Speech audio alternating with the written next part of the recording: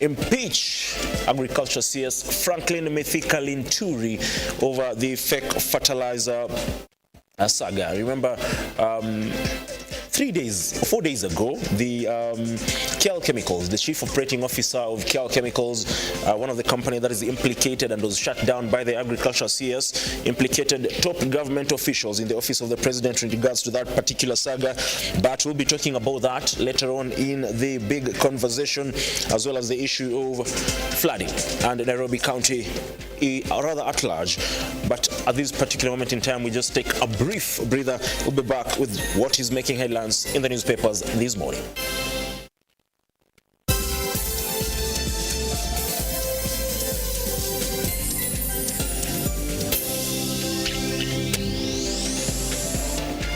Well, just in case you're joining us, this is the Morning Drift and it's time for the newspaper review. We are looking at what's making headlines in the local dailies here in the country this particular morning. And I beg that we begin with the Daily Nation. And the top story in the Daily Nation says, flashy city pastor on the run over 600 million jobs racket. Now, Pastor James Wanjoy of Jesus Culture Ministries easily stands out wherever he goes, but an overseas jobs placement syndicate linked to his farm and church has left a trail of shattered dreams and debilitating debt of hundreds of job seekers. That is a story on page 2 and 3, and they say there are just around 4,000 people who paid between 100,000 Kenya shillings and 140,000 for the overseas jobs. This is a pastor who's, living a very, very flashy lifestyle. And like you can see, just on the front page is standing right next to one of his fuel guzzlers, a V8 LX570, I believe. And he's a man on the run because the, detectives are looking for him because of this particular saga. 600 million is a lot of money to con at least 4,000 people worth around 100,000 and 140,000 shillings, just with a false promise that you'll get them jobs abroad. Is a whole syndicate in itself like this, and it brings back the memories of the parents and students in Uasin Gishu County who are conned, if you like to call it that, through the Finland education saga, a saga that was never resolved, despite President William Ruto, talking about compensation and the government ensuring that those students will be given money to continue with their education. So that story, you can get it on page 3 and of course 4 of the Daily Nation this particular morning. And it's worth noting that James Wanjoy sought to be the member of parliament here in the capital, Nairobi, in the run-up to the 2022 general election, but of course he lost. But his behavior is, what some would say. Some quarters would say a typical, politician behavior, because he promised around 4,000 people jobs across Canada, the United Kingdom, United States of America, and Australia. If you want to get more regarding that particular story, you can visit page 2 and 3 of the Daily Nation. Now, still on the front page, there are various stories, but one that stands out for me as well is the two of the 10 cops or KDF soldiers who lost their lives in the crash last week will be buried this week in Kirinyaga County. It was, others have been laid to rest, including the Chief of Defense Forces General Francis Ogola was laid to rest on Sunday at his Ngia home in Siaya County. And here they say, of course, the part of the team, or part of the number of 2 of the soldiers, who include Sergeant Rose Nyawira and of course Peter Washira Kariuki, will be laid to rest on Thursday and Friday respectively at their homes in Kirinyaga County. Remember that particular incident, claimed the lives of around 10 people, and of course, top among them, like I said, the Chief of Defense Forces, Francis Ogola. Now, they say teachers oppose a proposal to lower the retirement age. This is a story on the back page of the Daily Nation. They say NAT has opposed the proposed lowering of the retirement age for public officers or servants to 55 years. The union holds that reducing the retirement age by 5 years would deny the country experienced workers, and a new bill is seeking to reduce, and of course that is following a bill that was tabled and is seeking to reduce the retirement age. That is a story that you can get on the back page of the Daily Nation this particular morning on the 23rd of April 2024. Now, again, one of the stories that is on the bottom right of this particular local daily is that they say doctors no show at meeting as a state seeks end to strike. That is a story on page 4, and like I alluded to in my opening sentiments, is that they're yet to reach a consensus, and they say so near yet so far. Officials, doctors have failed to end the impasse. The hope was that the strike would be called off yesterday night, but in the words of the SG of the Kenya Medical Practitioners and Dentist Union, that is Daji Atela, the union cannot call off the strike at night. And of course, the decision to call off the strike lies on the union's National Advisory Council. And of course, again, according to Daji Atela, is that they just don't call off the strike. They have to sit down and vote.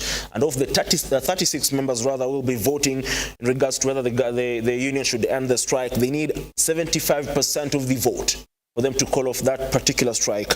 Looks like a very uphill task for, not only KMPDU, but the government as well.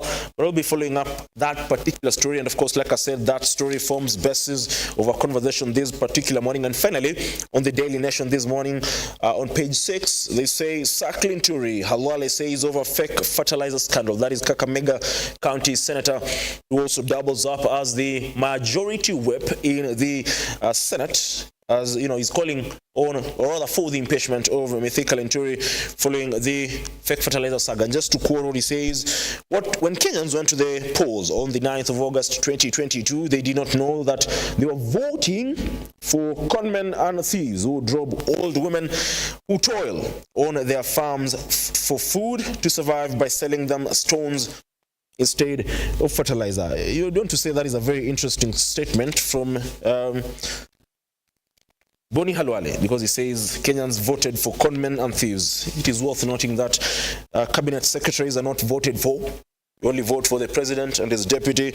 So that is a statement that might not go well with his boss, President William Ruto, even as he calls on President William Ruto to act on his tough talk on matters of corruption, because this is a scandalous thing that has costed farmers thousands or millions of money.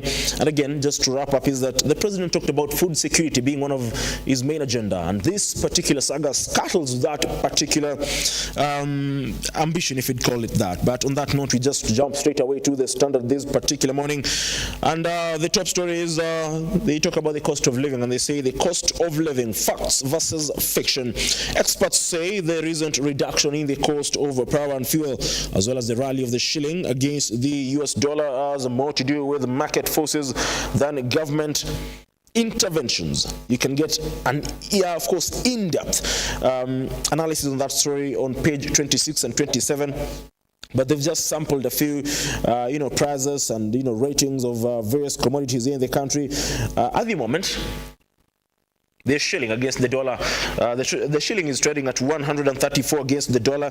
Of course, the shilling losing value yet again after it had gained up to around 127 shillings. It has lost by around 7 shillings or so. They say the cost of price of liter of petrol in the capital is around 193.84. Well, that of the diesel is retailing at 180.38. The reduction of cost of super petrol since November last year was rather easy, 23 shillings, while that of diesel since October last year has reduced rather by 25 Kenya shillings. 15.5% is the portion of non-performing loans in February of 2024, up from 14.8% in December 2023. Now, 3 shillings and 26 cents is the cost of fuel charge per unit of electricity in April on account of reduced dispatch of power from thermal power from shillings 4 and 33 cents per unit in January this year. Of course, there's been the talk about the reduction in the cost of living, with the president talking about the situation likely to get better even as we look forward to the coming months this year. Now, Another story on the front page of that, the Standard this morning, is that they say terrorist doctor gets 12 years in jail. That is a story on page 3. And of course, Mohammed Ali, who worked at Makueni County, was found guilty of recruiting people to ISIS and being in possession of articles related to terror activities and planning to carry out a terrorist attack using a biological agent in form of anthrax bacteria. That is a story on page 3, just to, if you want to get details regarding, the sentence given to the doctor who goes by the name Mohammed Abdi Ali. Now, still, like I alluded to in the Daily Nation, one of the stories making headlines is the issue of fertilizer, and they say, resign or we charge you. LSK tells Linturi on fertilizer scandal. Now, last week during the 3rd annual wage bill conference, the head of state, Dr. William RUTO, talked about the issue of fake certificates, and in fact, his deputy, Rigathi Gachagua, alluded to a number of government officials, not only elected but appointed, do hold fake certificates. And there have been questions regarding the academic credentials of several elected leaders, and there are leaders who have their credentials in contestation. And of course, top among them is the CEO of the county, the capital city, that is Governor Arthur Johnson Sakaja, and they say it will not be, a walk in the park. And that story is on page 10 and 11 if you want to, get details in regards to the cases on, fake certificates, and if at all the government is set to win that particular battle. Now, just to wrap up the Standard, is that on the back page they say Arsenal and Liverpool bounced back from European exits. Of course, they won 2-0 and 3-1 respectively against Wolves. That is on Saturday for Arsenal, and against Fulham on Sunday for Liverpool. Remember, tonight, Arsenal will be playing against Chelsea in a London derby at exactly 10 p.m. There will be 4 other matches, which includes which includes Wolves versus Bournemouth, Palace versus Newcastle, Everton versus Liverpool, and of course Man United versus Sheffield. Ten Hag admits Man U has to do better. That is Man United manager in regards to the performance of his team. There have been shambolic performance from Manchester United, most recently during the semi-final of the FA Cup against Coventry. Of course, United managed to go through on penalties 4-2. They'll be facing Manchester City in the final of the FA Cup, replay of last season's final. They hope to get some revenge against their noisy neighbors, but only time will tell. Now, on that note, we wrap up the newspaper review this particular morning. We just take a short breather. We'll be back with what's making headlines this morning.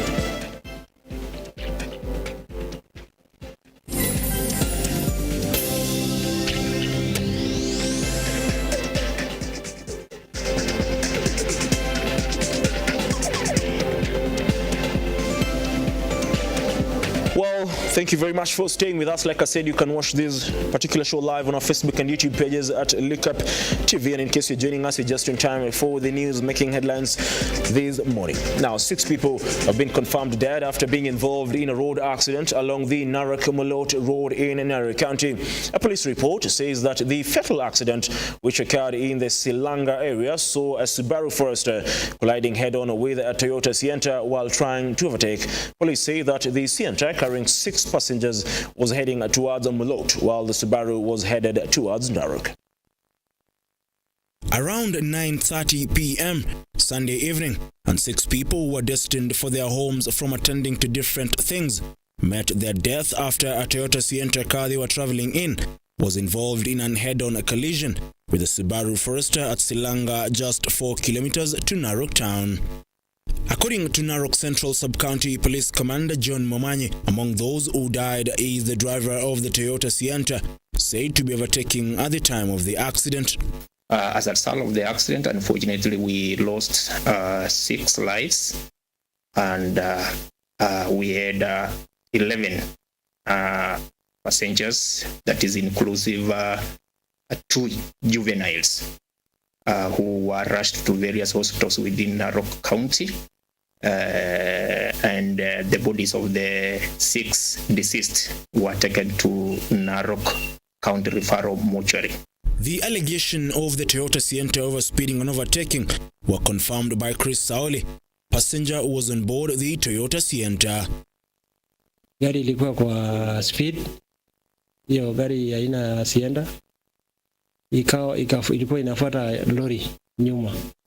So wakati ilijaribu kuovertake pale kwa beehives, gari nyingine ilikuwa inatoka upande ya Bomet ikaweza kutokezea, na gari nyingine ilikuwa mwendo wa speed. Hii gari ambayo tulikuwa ndani, gari ya Sienta. Henry Muigai, another survivor, called on the government to rein in on cars overloading as the Sienta had more passengers than the required number. Hizi gari venye zinabeba excess, kwanza hizi probox, hizi gari dogo dogo ziache kubeba hivyo excess, cause tuseme kama tungekufa sisi wote ama venye ilianguka tungekufa sisi wote. Tulikuwa watu wengi sana, tulikuwa watu 10 na inafaa kubeba watu 7. Yeah. Police Commander John Momanyi also called on drivers to exercise caution to avoid such incidents. What I want to advise our drivers is that they need to exercise caution, especially this time when the weather, we are experiencing rain, heavy rains around this place that sometimes affects the visibility, and especially at night. They must exercise a lot of caution when driving. The bodies of the deceased were taken to the Narok Referral Hospital morgue awaiting post-mortem. Ian Keitane, Lookuptv. Now, one person lost his life to flash floods while 17 others were successfully rescued during an operation led by Machake's County Emergency Disaster Management Unit. The rescue operation was a joint effort by emergency teams in the flood-prone regions of Kinanie and Syokimau in Mavuko, Machakos County. Force of nature continues to unleash fury in different parts of the country, leaving a trail of destruction. Flooded roads, caving in building and death are just what can be used to describe the current state of the weather, with heavy rains continuing to pound different parts of the country. This is the current situation at Kinani Rescue Center at Kinani Dispensary. Following a town's rainfall, residents have been forced to seek temporary refuge as River Athi burst its banks on Saturday night. Now they are at the mercy of county government and humanitarian organizations. The Disaster Management Unit, in partnership with the Kenya Red Cross Organization, conducted rescue operations and managed to save 17 individuals, though one person tragically perished due to flooding. We have not lost anybody, apart from one person who was very naughty. Alienda ile bridge pale akatembea, anaulizwa tu unafanya nini, anatembea akatembea kufika huko maji akamzomba, akafanya nini, akaenda. Governor Vinyan Ndeti, during a visit to the rescue center, pledged additional emergency aid to the victims, urging residents to relocate to safer locations to avoid further disasters. Just requesting my people, tafadhali, mukiona saa hii mito imeanza kufurika, tafadhali tokeni kwa mito. Kama tuko na wengine wako hapa mto wa Mau, tumeaka gari zetu standby hapa na tumekubaliana sisi wote hapa kama team, if we see there is a danger, tumeweka magari, hao watu waende wachukuliwe, waletwe hapa, walale hapa, kuna chakula, kuna kila kitu. We do not want to lose our people. In West Pokot County, the situation is not different. 4 individuals have been admitted at Kapengura Referral Hospital after landslide triggered by heavy rainfall. Residents left counting losses are now calling on both county and national government to work together and find a solution. Tumeona mara katika hii mtoni imeleta madhara mingi sana na miaka mingi, sio hii peke yake. Kwa hivyo sasa yale mabarabara sote kutoka juu imeharibika, ile apitiki hata magari. Tukiomba county na serikali national aweze asaidie. Nairobi County Governor Johnson Sakaja has taken charge of relief operations conducted by Disaster Management Department in flood-affected areas of the city after heavy rainfall. Tragically, one person lost their life and considerable property damage reported, with efforts to locate a missing child in Kibra sub-county still ongoing. The governor underscored his commitment to collaborating closely with relevant authorities and agencies for the safety and security of both individual and property. Our disaster teams are on standby 24 hours, 7 days a week. They can call our toll-free number 1508 at any time. Also, we are appealing Nairobians to listen to authorities, the sub-county admins, the ward admins, the DCCs and the assistant county commissioners, who are asking them to move to higher ground in those places that are affected. They should be able to heed those calls because it is really for their safety. The weatherman indicated that the county will experience consistent rainfall starting on April 19th across the nation, calling on Kenyans to prepare adequately. George Kayesi, Lookuptv, Nairobi. Now, Interior and National Administration CS Professor Kithure Kindiki has stressed the need for a continuous crackdown on illicit arms and weapons held by civilians without proper licensing to address security threats in Kenya and the wider region. Speaking at the leadership transition event at the Regional Center on Small Arms and Light Weapons, Kindiki noted that insecurity, fueled by the proliferation of small arms, remains a major obstacle to Africa's development and role in the global economy.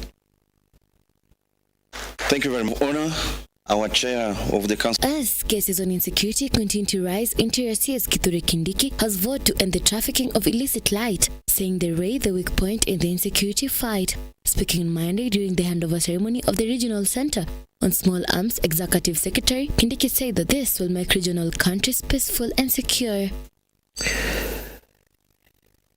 We in this part of the world have a challenge to find ways of comprehensively and permanently eradicating illicit trafficking in small arms and light weapons, because I am persuaded that minus the instability that small arms and light weapons are causing in our region, Africa is the next frontier. Kindiki noted that the illicit small arms have been a major cause of continued unrest in the region and has ended the needed economic development. Illicit trafficking in small arms and light weapons continue to fuel conflict in many of our countries. It continues to undermine governance in many of our countries. It continues to impede socio-economic development in many of our countries. CS Kindiki, who is the chairperson of the Rescue Council of Ministers, affirmed his full support to the new executive director, John Perry. Conflict, violence, and instability, whose main fuel is small arms and light weapons in the hands of criminals and other unauthorized organizations and persons. The CS also called for meaningful partnership with governors to end insecurity in different parts. Ebikadini, Lookuptv. Two matters devolved units now, and Makueni Governor Mutula Kilonzo has indicated that the county intends to fully implement a process to provide loans by phone after closing the gaps and loopholes of embezzlement in the Makueni Emergency Fund based on reports raised by the Auditor General that raised flows in the financial year ending June 2021, including unconfirmed transfer of workers and unaddressed irregular expenditures, as Stonley Ligaria now reports. Now that I have an emergency committee headed by the Deputy Governor, you would have to draw minutes, why it is an emergency, a community concern, etc., etc. But Governor Mutula has announced plans to provide loans to residents which will be fully regulated by telco giant Safaricom. This initiative aims to close loopholes of embezzlement Governor Mutula made the statement while appearing before the County Public Investment Committee to address queries raised by Auditor Nancy Gathungu for the year ending June 2021. I think there are some poor people who don't even have a phone. Because if you are then benefiting those who can borrow from Fertilizer, maybe the patch is a bit too high. Why can't you go low for those who do not have access to this? There are very few people who can use the phone to borrow money. The pump failure needed immediate financing as a precaution so as to save lives and preparations for the 7th County Devolution Conference that was supposed to be held. Gathungu explained the illegality of the action as the committee members felt that the water company in normal circumstances should operate independently, as they felt that the approval of the money was a way of absorbing and defrauding the county's funds. Is really constructing an ECD class an emergency. Unless one had collapsed, and there must be evidence that a classroom collapsed so that you can now use emergency funds. But anyway, that's a village of the governor. Even if it collapses, the emergency would be used to rescue the students, but not to construct. I think, Chair, I'm just saying, just to make sure everything is fine, it's good to direct that the auditor gets this particular bank statement on this 47,330,000. Governor Mutula has warned of instituting reforms in the respective sectors, alluding to have identified inefficiencies by the previous government, which he observed worked in darkness and in unclear manner after the auditor pointed out the lack of financial information and openness, including undisclosed loans for the financial year ending June 2021. Since all the checks had already been issued and the amount credited in the cash book, a bank reconciliation statement showing the unpresented checks reconciling the nil cash book balance and bank balance of 47 million is shown in the appendix. One is the requirement is that the financial statement should reflect a cash book balance. The purchase of a water pumping unit and a generator set should have been provided for in its budget. This was contrary to Section 4 of the Makueni County Emergency Fund Act 2015. The committee felt the empowerment money was lost as it has not yet been returned up to now. Hence the need to enact laws that are in line with the PFM Act as proposed under the new lending model. The main thing the auditor should establish is whether money was stolen or not. If money was stolen, then the people who participated, then they should face the full force of the law. I changed them. And I changed them because, Senator Professor, we had no visual of what they were doing financially. As we speak now, I can open my phone and check the amounts of money they are transacting on my iPad. But it's because of the misreporting of how they are spending their money and expenditure and the recommendations of this committee when I appeared before last year. Stanley Lugaria, Lookuptv.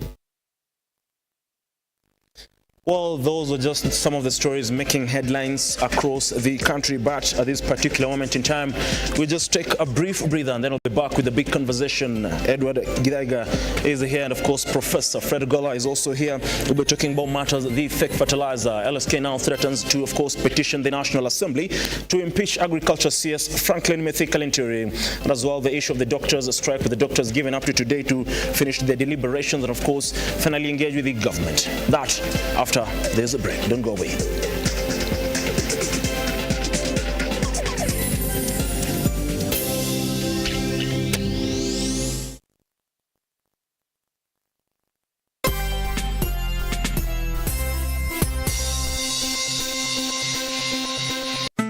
Once again, tuko hapa Angel Center for Abandoned Kids, all because of you.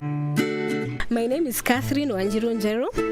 I am the admin, Angel Center for Abandoned Children.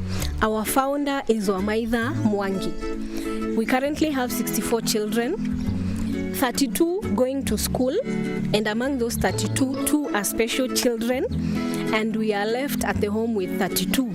Now the toddlers and the infants. To the RUTO Foundation, Thank you so much for remembering us. Guy, we lack words. We lack words. Amazing. We don't know what to say. Thank you for remembering us. You made a promise and you have delivered. And may God bless you. To my fellow Kenyans, as usual, cheza loto, sio ndoto. Angel Center tumeshinda loto. Every time you play Lotto, 25% goes to the Lotto Foundation, which supports our fellow Kenyans through various causes. Thank you for your help. Together, we are changing lives.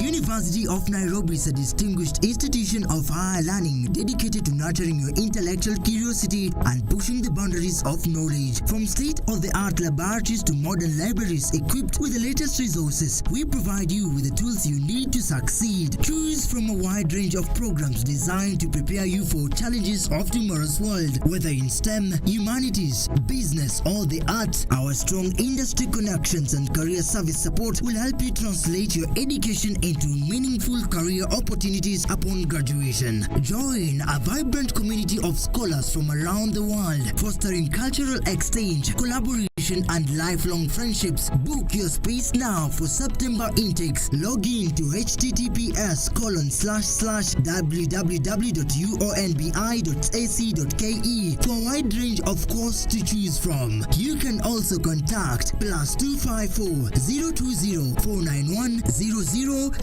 or email us at pr@ounbi.ac.ke.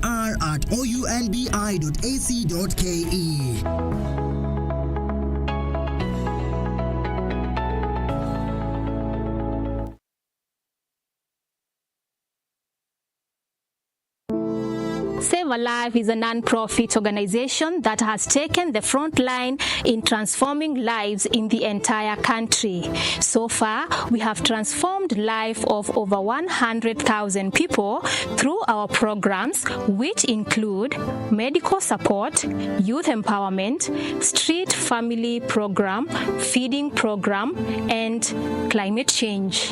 Join us today as we transform lives. As we always say, service to humanity is service to God. Save a life, transforming lives.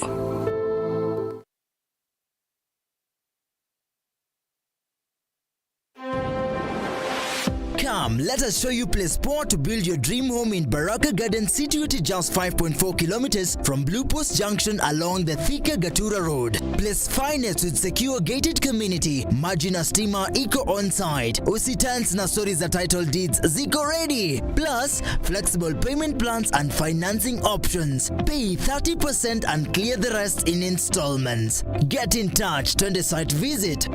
For more information, contact 0794 333 222 or 0722 668 700 or visit our website www.mahasibuhousing.co.ke. Experience the beauty of Baraka Gardens today.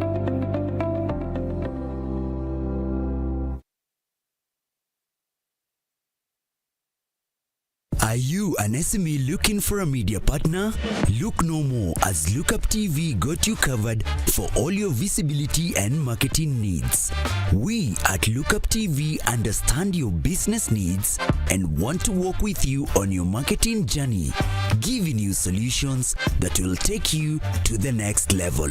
Call us today on 0707 572 358 or send an email to sales@lookuptv.co.ke and kickstart this amazing journey.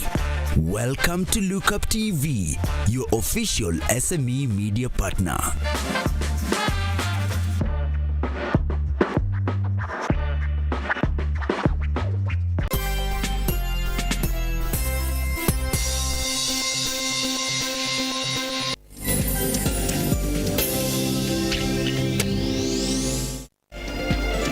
Well, a very good morning to you yet again. In case you're joining us right now, you're just in time for the big conversation this particular morning here on the Morning Drift. And of course, the key issues that are happening in the country at the moment include the issue of the doctors' strike with the government side yesterday, that is the national government and the devolved units led by the chairperson of the Council of Governors, that is Kirinyaga Governor Anne Mumbi Waiguru, waited for the doctors, like they say for up to 4 hours, but the doctors were a no-show. Now they gave the doctors up to today to, of course, finish deliberations and, of course, come to the table. The hope was that on the government side was that the doctors would come to the table yesterday. They'd sit down, finalize, and of course sign the return to work formula. But that was not the case. KMPDU say they will not be signing that return to work formula until the key issues are addressed. Now the government says 96% of the issues raised by the doctors have been addressed. The only remaining thing is the issue of medical interns or doctor interns. But KMPDU say there are still a number of issues that are yet to be discussed, but they agree with the government that the main key or the main issue that is yet to be agreed upon is the issue of medical interns, the posting of medical interns. But that, according to the government, all the issues touching on the devolved units raised by the doctors have been addressed. Now, apart from that is the issue of fake fertilizer, as LSK now threatens to, of course, petition the National Assembly to impeach Mythical Interiors, the agriculture CS, of course, regarding the fake fertilizer saga. Now, those are just some of the issues. Of course, there's the issue of flooding and all that, especially here in the capital, Nairobi. It's such a shame. They say at the moment, they say Nairobi is is on the limelight, it being the only capital city with a national park within its vicinity. Now, you can as well add it being the only capital city with temporary rivers across this city. I mean, that is in regards to the flooding situation. Welcome to the program, Prof, this particular morning. I don't know whether you came by boat or how did you arrive here? Well, I don't live very far from here, so even by walking, nowadays you walk, you save on fuel. Mm-hmm. You saw the other day I went to Eldoret by bus because, when you get into your own car and your gas will fill to Eldoret and back, you spend around 30,000 shillings. Mm-hmm. So, but if you take a bus, you sit in the bus, you read your book, you relax, there's no pressure. If the bus tolls, the bus will give another bus, I'm sure. Public transport is not that very bad for some reason, of course. If you want to enjoy the ambience of the Lagas or what government enjoys, then maybe if it's not your vehicle, you can always get a vehicle from a government. Government has too many of them. Anyway, I think that is interesting. It's an interesting morning, and I think that in spite of all this, what is interesting is that as I was walking coming up, the amount of Kenyans I see walking on those floods from Kawangware, heading down to town to industrial area, going to work, is so encouraging. And I could see young people carrying this tea and this kangumu and cups, selling these things even as it rains. By the way, I woke up in the morning, I was running from 4 a.m. By that time, you could see Kenya selling tea to people who are now watchmen, who are leaving work. Kenyans are really hardworking. The problem is that how comes they work so hard and we're not getting richer? For me, that's my main problem. We'll be talking more about that. Very good morning to you, Mr. Edward Githaiga. Thank you very much for hosting me once again. I've had almost 2 week break from TV, so I'm glad to be back on fire. And really, it's not fair to start the show by hitting the Nairobi County government, especially my very good friend Johnson Sakaja. You have to be able to differentiate flooding caused by natural disaster or like by natural occurrences as heavy rain. If you looked at London just the past week, London, our former colonizers, they built London in the 18th, 17th century. They have been developed since that time, but yet they could not manage their own floods. Forget about London. Look at a country like Dubai, a state, give me a minute to express myself. A state like Dubai, capital city of the world in terms of trade, had flash floods they have never witnessed before. That shows you, in fact, His Excellency the President William Samoei Ruto should be congratulated for bringing up the matters of climate change to the top of government agenda. Because if Africa and the world do not look at climate change as it's happening today, then trust me, we're going to... Dubai is counting billions of losses. Because the whole city, people's homes, shopping malls, parking lots were all flooded within 2 days. So when you see flooding happening in Nairobi, why are you not criticizing Dubai? No. And Dubai is a first world. Hold on. You know, compared to what Kenya is in Nairobi. His Excellency Governor Sakaja has tried. It's good because you said, and when you say that it didn't come by boat, that's a bit sarcastic. Mr. Githaiga, it's good you said they experienced flash floods. The heaviest rainfall in a while. Yes. That is not the case in the country. Oh, my friend. Totally different Let me tell you something. It's like you don't read the weather forecast, but you're a broadcaster. No, that's Let me tell you something, brother. Today, the weather forecast is the millimeters are high all over the country. Even the rain that we experienced last night rains was so high. That's why there is flooding, because the systems, let me tell you about the drainage systems. And I can tell you right now, not speaking on behalf of Nairobi County, but I'm a very much aware person. The Nairobi Water Sewerage Company has set aside funds to expand the drainage system, because the current drainage system that we have is old. It needs to be expanded. The river systems that we have, we need to modernize them. We need to kind of concretize them so that we turn them into canals, not sewer plants whereby sewerage is left to flow there. We need to modernize our urban systems so that even the water that goes into the river goes into a reservoir, because in a few months our neighboring counties like Machakos and Kajiado will be crying for water and they won't be having it. The governor himself, Arthur Johnson Sakaja, has been talking about working on ensuring that the city has proper drainage. We've been talking, it's been, it's been an issue year in, year out. Yes. The governor himself, earlier, late last year, when, we had heavy rains, talked about the city not experiencing such again, because his government is going to address the issue of, fixing drainages, ensuring that there's proper planning. But that has not been the case. You see, let me explain. Should be held accountable. Just a minute. I just respond to that. I am not a scientist or a weather forecast person, but it beats logic. What you need to understand is this. When there is a humongous amount of rainfall in volume, in the millimeters, let's say 40 millimeters, that drop within a range of 2 hours, the drainage system collects that water. And trust me, it may flood last night, but today morning when you wake up, hold on a minute, if there is no more rain, it's flowed over. So the floods are not really because there is no drainage. Fair enough. Yes. I think, Brian, you have to manage Githaiga, because we are not here to make these things personal. I think we're experts and we know when someone is bringing a point or just defending a position. I think that in this show we have to really bring the point, not defend the position. The truth be said, we are experts here, and some of us are well and widely traveled. The Dubai is talking about, we've lived there. We've lived in London. We've lived in Europe. So we know you cannot compare the amount of rainfall which are there. Dubai has got a proper, what is called a drainage system.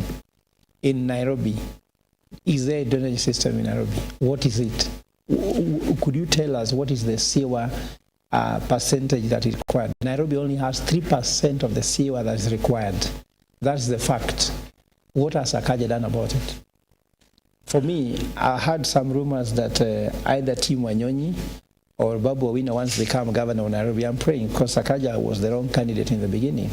I would really campaign for those two people, because if you look at what Babu Owino has done in his constituency, you could see that not all Nairobi has flooded. Some parts of Nairobi has flooded. Some MPs who are working very well in Nairobi has at least tried to maintain this challenge. So let's be honest here that the truth be said, discussing Sakaja here on Ozim performance in Nairobi County is disheartening. We know very well that Sakaja, first of all, has taken a lot of money from the county government to invest in the US. We know he has a house there. He has a house worth around 400 million shillings. These are not rumors. We know, because for me, I work with financials. People do this transaction. That's what I do. We know he has houses here that are worth hundreds of millions of shillings in Kenya. How can a governor who earns 2 million shillings own houses worth hundreds of millions of shillings within 1 year and a half, if at all? According to me, the corruption which is in Nairobi County, he's not paying anybody, pending bills, pending wages. Even there are some media companies collapsing. The water company, even the Nairobi Water and Sewer Company, is owed so much money from the county government. They can't even repair those dikes and ensure that there's sewage system. The more you see floods in Nairobi, the more you have to refer to corruption. The more we are having corrupt leaders, the more you see that money doesn't go to the sewer system. And I can tell you, there was 10 billion shillings which was given to El Nino by the government. We are going to ask, where was it spent? Because if you go there in Lindi, just in Kibra here, there's a child who fell in a flood there. Went to Sakaja's office, went to the MP's office to give us some of that money, even to search for the body of that child. That child was never found. They just buried some image in the village in Western Kenya. We sought for the fund, even to get divers. There was no single person who was even brought to start looking for the body search. You go to Bombolulu. Bombolulu is in Kibra here. Those people are suffering. Their houses are being wiped away by all these harsh floods. No one cares. This billion shilling was allocated, was given to the government. They chewed all of it. Okay. So what Gidha should be telling us that the 10 billion shillings which was allocated to the floods during El Nino, where has that money gone? Starting to compare London with us here, this is a joke. Fair enough. Mr. Githaiga, yes. You're sort of defending the governor, but let's be honest. The Auditor General's report, and Prof has alluded to the performance of the governor. The Auditor General's report, that is Nancy Gathungu, attributed to around 20 billion of irregular payments made by the county government. And the governor has, on several occasions, failed to appear before certain committees in the Senate, citing, that is, out of the country. Now, how do you defend this, a leader in such a position, the governor of a capital city, when he himself does not even show up for sessions to deliberate and clear the air in regards to such pertinent issues, because 20 billion is a lot of money, Mr. Githaiga? Yes, thank you very much. That's a very permanent question and very important question, because let me start off by saying, firstly, what my brother just said is allegations. He tried to make up, because he's a professor, that he's a professional. So he knows professionals within the accounting and finance system. I don't know. So I would like him, when he says live on TV, for even the record, Lookuptv should also put a disclaimer to some of the comments made here. Because somebody saying that Sakaja has got houses in US worth, I don't know, 400 million, houses, I don't know where, billions. That is a lie. That is a total big lie. Because those are just stories people are making up. You see, let me tell you, one thing that Nairobians need to learn about Nairobi's politics is that corruption does fight back. And whenever you come to put systems in place, there's always going to be people who are going to fight against you. The biggest example is the former governor, Sonko. What happened to him? Victimization. It starts like this, a few MPs saying this, another person saying this, Babu Owino. Look at his record himself. His own record, he's had criminal charges. He's been convicted for various other many issues, but he's the one making loudest noise like he's better than Governor Sakaja.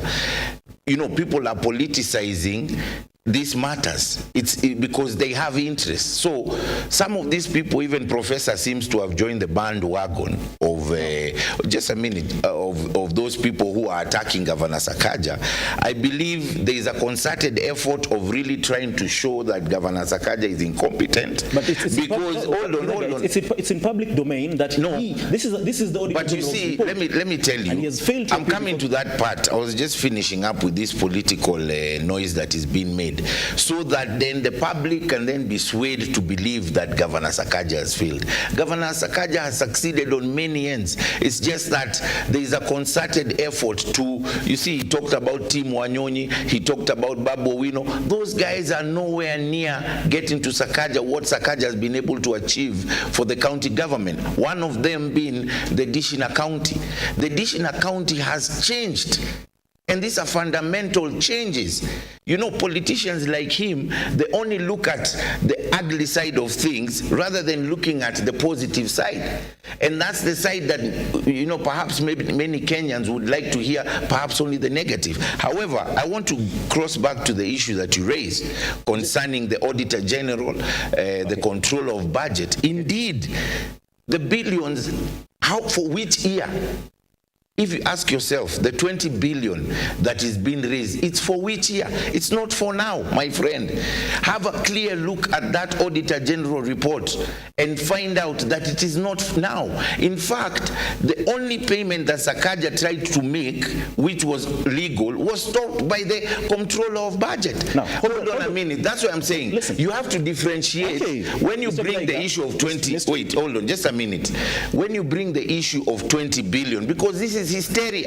It's hysteria. It's sensational. It will make you headlines, but the truth of the matter, the financial projection of that 20 billion was not within Sakaja's time. Mr. Githaiga, it is on the record. Yes. You've talked about matters of legal fees. It is on the record. The county government is accused of paying around 10 billion as legal fees. Mr. Kirich confirmed this on live TV. 10 billion. He said he's under pressure. You know, Mr. Kerich, you have to understand one thing. Okay, you have to wait. Mr. Kerich has been... Mr. Githaiga, you have to wait. Okay, sure. He confirmed, and he said he's being coerced. He's, receiving calls. He's being intimidated to pay this money. And before you respond, let me just introduce Wakili Fanyamambo Kinuthia. Wakili, a very good morning to you, sir. A very good morning to you. I wonder what you make of Governor Sakaja's performance so far. Are we discussing Sakaja?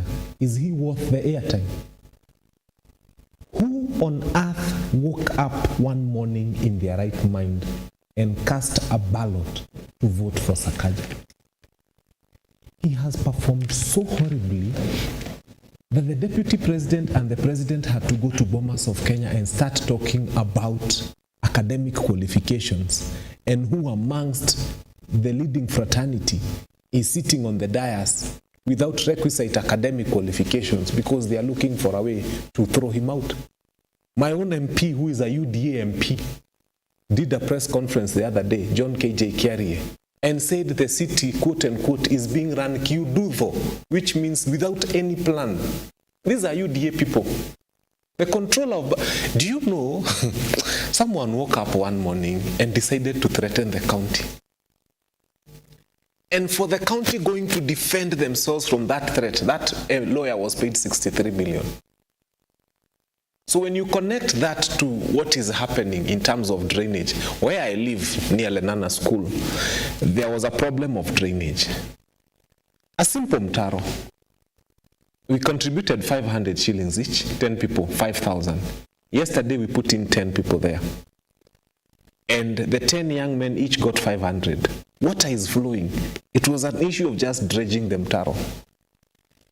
If you take 1 billion, fellow Kenyans, and divide it by 50 years, and then you divide by 365 days. If you have your calculator, just take 1 billion, divide by 50 years, and then divide by 365 days. You can literally spend 55,000 shillings every day. You take 55,000, you leave the house with it.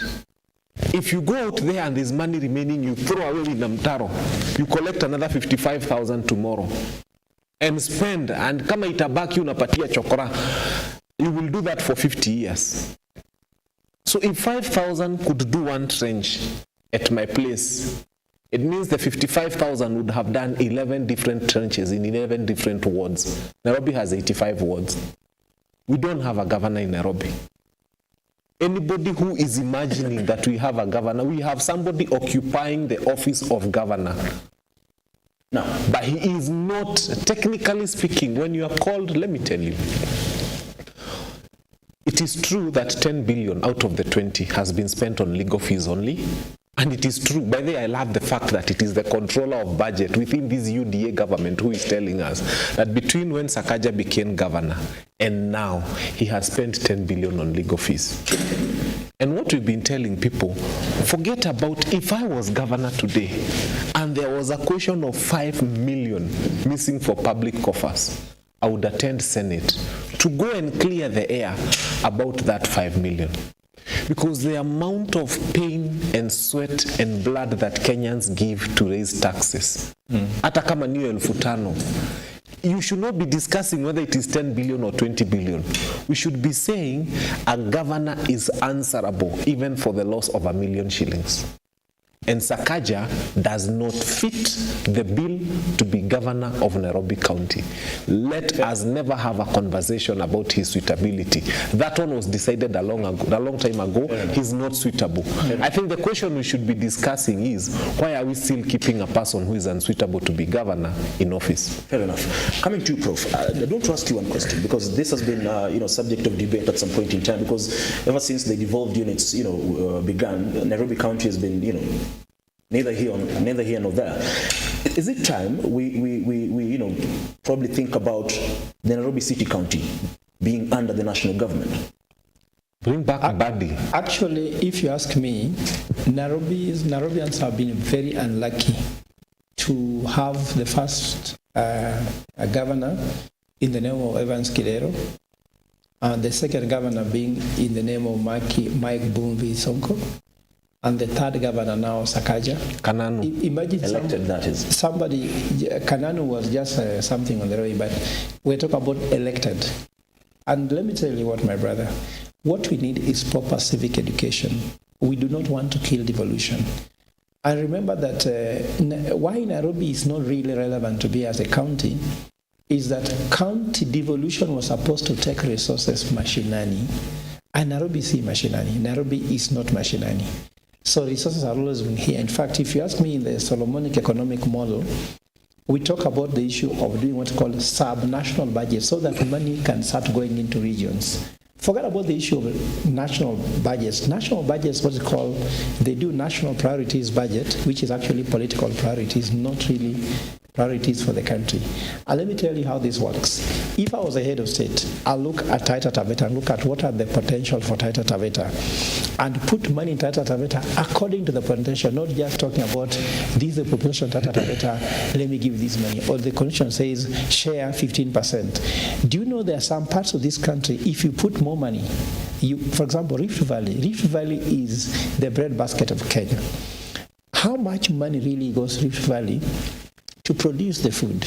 They receive fake fertilizer. Now that is their done. You understand? If you go to Mount Kenya people know how to produce food in very small acreages. In fact, I go to Nyanza and I look at the land we have, the water we have, and the labor we have. Then I go compare to Mount Kenya and I feel foolish to have come from Siaya with that poverty. So what I'm talking about here is that it was not supposed to actually be a county. These ones are just things people created because politicians wanted to create positions for them. And people thought by becoming a governor of Nairobi, you can become powerful enough to become the head of state. It has failed because Kidero, when Kidero became a governor, there was a feeling that he could actually merge from there. So Nairobi was not supposed to be head of state. But just give me 1 minute to explain this thing in a short. I would like my brother Githaiga to not being personal about here by starting to rubbish people. We must work on facts. And facts are facts. I told you when I was working here, I saw a Kenyan. Do you know how much it takes to sell a kangumu or sell groundnuts which are being sold at 20 bob, 50 bob, 100 bob, until you can make 10 billion? Do you know how many groundnuts need to sell? Do you know how many people have to toil? You cannot just say that it's only 10 billion. I heard when William RUTO was campaigning last year, said that we only lost 7 billion shillings, only 7 billion shillings. The amount of sweat Kenyans put to make this money pains me. And we should be focusing on how can we kill the hemorrhages. So these hemorrhages, how can we be able to lock them out? The corruption has doubled in this current government. We're losing 4 billion shillings a day. We used to lose 2 billion shillings a day. What are we doing about it? Let us not talk about Sakaja is my friend, he's from UDA. The politics of identity needs to end. The politics of tribalism needs to end, because I can tell you, the tribe you have, Brian, is an accident. Essentially, human beings are the same. Fair enough. These other things are just, even my name, Fred, is just an accident. Somebody gave me my name because my father thought about it. But the truth of the matter is, me and you are essentially the same. Let us not bring the politics of saying you're from that tribe, you're from this tribe. Those are small talks. No, let's focus on delivery for the people, because when Nairobi is suffering, even Githaiga coming here, he must have suffered somehow. Okay, all of us are suffering. Fair enough. Mr. Githaiga, I've been looking at your taking notes. Now, during the State of the County address, Governor Sakaja attributed to Nairobi County hitting the 19 billion mark in terms of own source revenue. Yes. Now, when you're talking about such figures, 19 billion, but the question that is on the table is, where is this money going? Because literally, if you walk around Nairobi, everybody's talking about the governor needing to do something. For example, the issue of drainage. Mr. Wakili Fanyama Wakinuthi has talked about the issue of drainage. Can't the county government at least use some of this money to fix such issues? Because at the end of the day, if you're collecting 19 billion in terms of on-source revenue, but the residents of the city cannot even feel the impact of that, the money that they pay, be it in terms of money that you pay for licenses, be it parking fees, where is this money going? Yes, exactly. And this is what Governor Sakaja has been trying to do. And I just want to go back to a few misconceptions and propaganda and lies that are being sold right here on national TV. You see, the figures that have been brought about are total lies. There is nowhere the Auditor General said that Sakaja has spent 10 billion. What she said, and I challenge anybody to look through the media, she said that the county owes 10 billion legal fees pending bill, not paid. The correct amount Nairobians that the county government of Nairobi has paid is 287 million to legal firms, and that is what the report states. And that is what the county government internal audit states. So therefore, it's a misgiving and fake news to be saying that Governor Sakaja has paid 10 billion. That is a lie. Governor Sakaja has not paid that. Secondly, I want to bring you back to these pending bills. Also remember, when Governor Sakaja came in, he found 21 billion pending bills. 21 billion under Badi, under Sonko, under Kidero, and the defunct Nairobi County Council. 21 billion worth legal fees. There are cases that go back, way back, that were in that pending bill for legal. And notwithstanding, when Governor Sakaja came, Nairobians, he found pending bills worth 100 billion. 100 billion Kenya shillings. It is not under Governor Sakaja's time that the pending bills accumulated to 100 billion. Even though Governor Sakaja tries how much, this burden now is with him. But however, it is wrong to lie to Kenyans and Nairobians that Governor Sakaja has paid 10 billion to legal firms and he's only paid 287 on record, including the Kerichi you just mentioned. The other thing is, according to even those legal fees that you're talking, there were 5.2 billion that were raised a red flag by the Auditor General. Governor Sakaja, when he came in, he appointed a pending bills committee and an internal investigation began. So far, the amount has been reduced from 5.2 billion, to 2.3 billion. So Governor Sakaja, Nairobians is working, but there is a lot of noise and a lot of fake news. As you can see, the people are quiet now, they can't talk. The other thing is this. It is only under this Governor Sakaja's government that now we have transparency. We currently have something called the NRS, Nairobi Revenue System. Nairobi revenue system has caused a lot of jitters because if you're looking at there's something called unified business permit. There before, if you had to get a permit for your single business, you get it as a license, then you go for fire, then you go for these other things.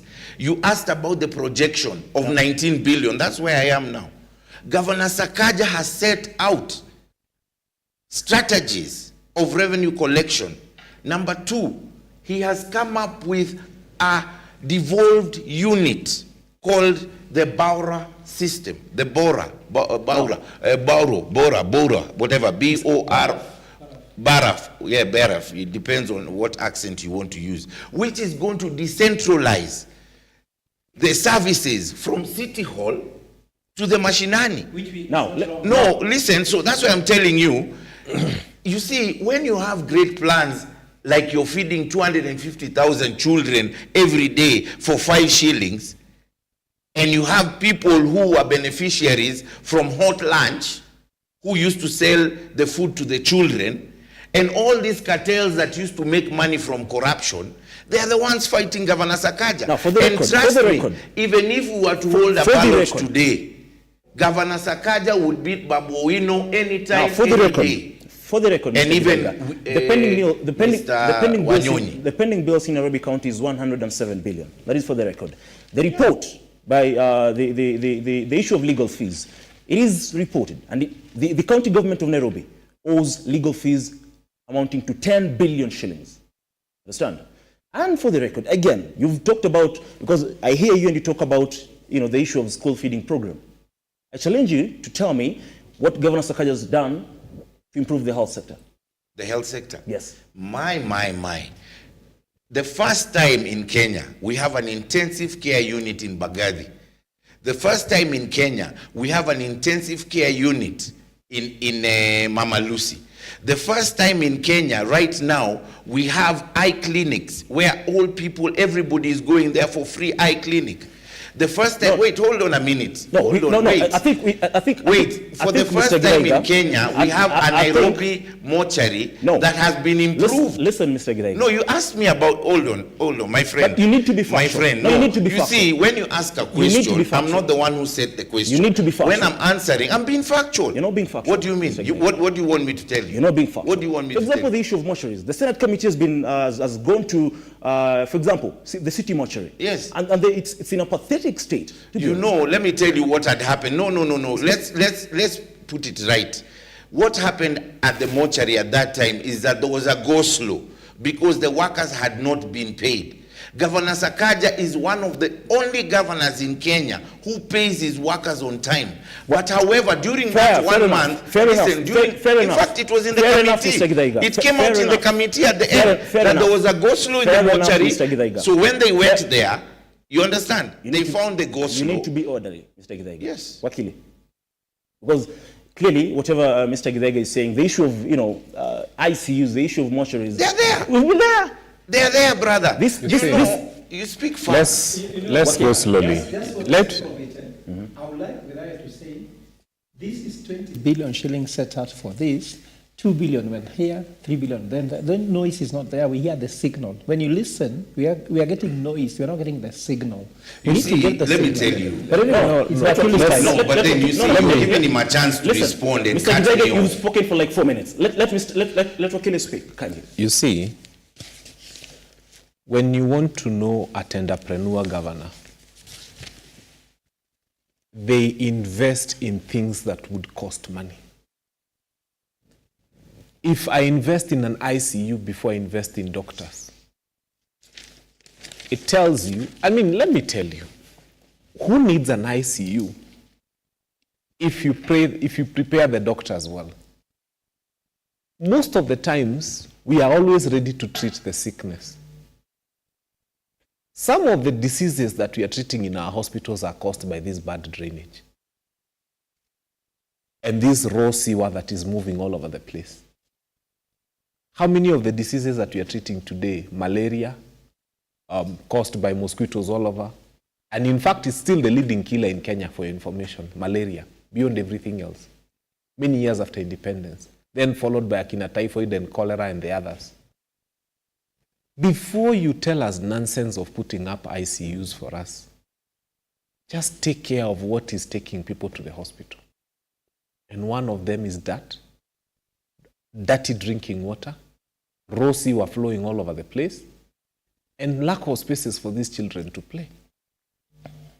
So when you hear a child was hit by a bus, and there was a hawker selling where that, like, you know, where I live in Dagoretti, I like giving a good example. Where the children are supposed to walk when they are coming back from school is where the hawkers have been allowed to sell. And then the children are forced to walk on the road. And then they are hit by a matatu. And then residents come and burn the matatu. And then people... So I am just telling you we have an incompetent county government. I cannot begin to have a conversation about this county government. It's incompetent, it's inept, it's unable. There was a time when the law had been passed, and I wish we followed it, that we try as much as possible to ensure that people who become MCAs are degree holders. People thought that this is elitist, it's trying to throw away leadership and everything. They are now discussing 19 billion as own source revenue. My friend, many people never get to do maths more than 1 billion before they're in campus. So you're telling someone who is seeing 9 zeros following a number for the first time at the county assembly to discuss those 9 zeros. Where do they begin? And I have always said, urban planning is a degree that takes 5 years in the university. The account, you know, like if you go to parliament, there's a security committee, okay? There is a committee in charge of legal affairs. There's a committee in charge of everything. The county governments have followed that. Now, the committee in charge of urban planning in Nairobi, I want you to go and see who is heading it and his academic qualifications. And that's why you have the roads looking the way they are and the drainage looking the way it is. Because the engineers at City Hall are people who hold degrees in urban planning. But the MCAs who are heading the urban planning committee have no idea where a drainage should start and where it should lead and how it should end. And for as long as we shall continue having mediocrity in places of leadership, nothing will move in this country. Tulikuwa tunasomesha watoto wetu wakaongozwe na wale ambao hawakusoma. And that's why people keep saying, when I saw the deputy president speaking about degrees and bombers, I knew where he was heading. And Sakaja is under siege from the top office in this country. It's not just us. UDA doesn't want him there. That's why they are sending UDA MPs to beat him up. And Mugathaiga is here defending somebody who even his party doesn't want. And he's not aware. He should have passed by UDA headquarters and asked for the brief and asked where does Sakaja fit within our books. And you would have been told, don't try to defend that guy. In fact, when you go back, they will admonish you for coming to defend Sakaja here because already the deputy president is there on stage fighting him. My MP, KJ, cannot come and start reading a statement like that, flanked by UDA MPs about Sakaja. Including MCA. You are the only one, yeah. You are the only one here in UDA who is supporting Sakaja. By the way, your party will not be very happy with you. Gentlemen, I just want to ask one question, starting with you, Prof. Because we talk about it either being an issue of competence or proper planning. Now, Governor Sakaja is under pressure from different quarters. On one hand, he's under pressure in regards to, like Wakili has said, his academic qualifications are in contestation. Number two is under pressure in regards to being accountable with the money that the county has. Number three, in terms of performance. But you'd want to say, what is the governor prioritizing? Because a few days ago, the governor said he's contesting to be the chairperson of the United Democratic Alliance in Nairobi County, while the residents of the county are, decrying the state of, the city. Yeah, what I want to talk about is, first of all, let me not talk about the issue that Sakaja's issue is about the certificates. Because remember that even in the beginning, who gave the first degree? They didn't have a degree. The person who awarded the first degree to the first degree holder in the world never had a degree. So the issue is not the certificate at the moment, because fake certificates is a big issue in this country. Even in Parliament, if you go, not more than 2/3 of members of Parliament can pass this test. Certificates are being bought. People are sitting for others' exam. It starts from the highest office where we know that someone was busy on top of the cars, yet they have a PhD. We have all these things. We know who sat for their exam and they are in the government. I know the people help sit for exam for some people. They sit in government because they have to keep the secrets inside government. You cannot sit outside government. So the issue of fake certificates is a serious issue that needs to be addressed systemically. In fact, I've been asking that there is a need for means of education to that. Secondly, we don't have to put a lot of pressure on people to get certificates. What needs to be done is that which kind of life do you want to live? So if you don't have to have a certificate which is fake, you don't have under pressure to have certificates, because some people, you go to places like Germany, there are people who just have certificates, they don't have a degree, they don't have a diploma, but they are performing well and they're able to become productive. So that should not be an issue. The issue of planning, we have launched something called Manifesto Watch.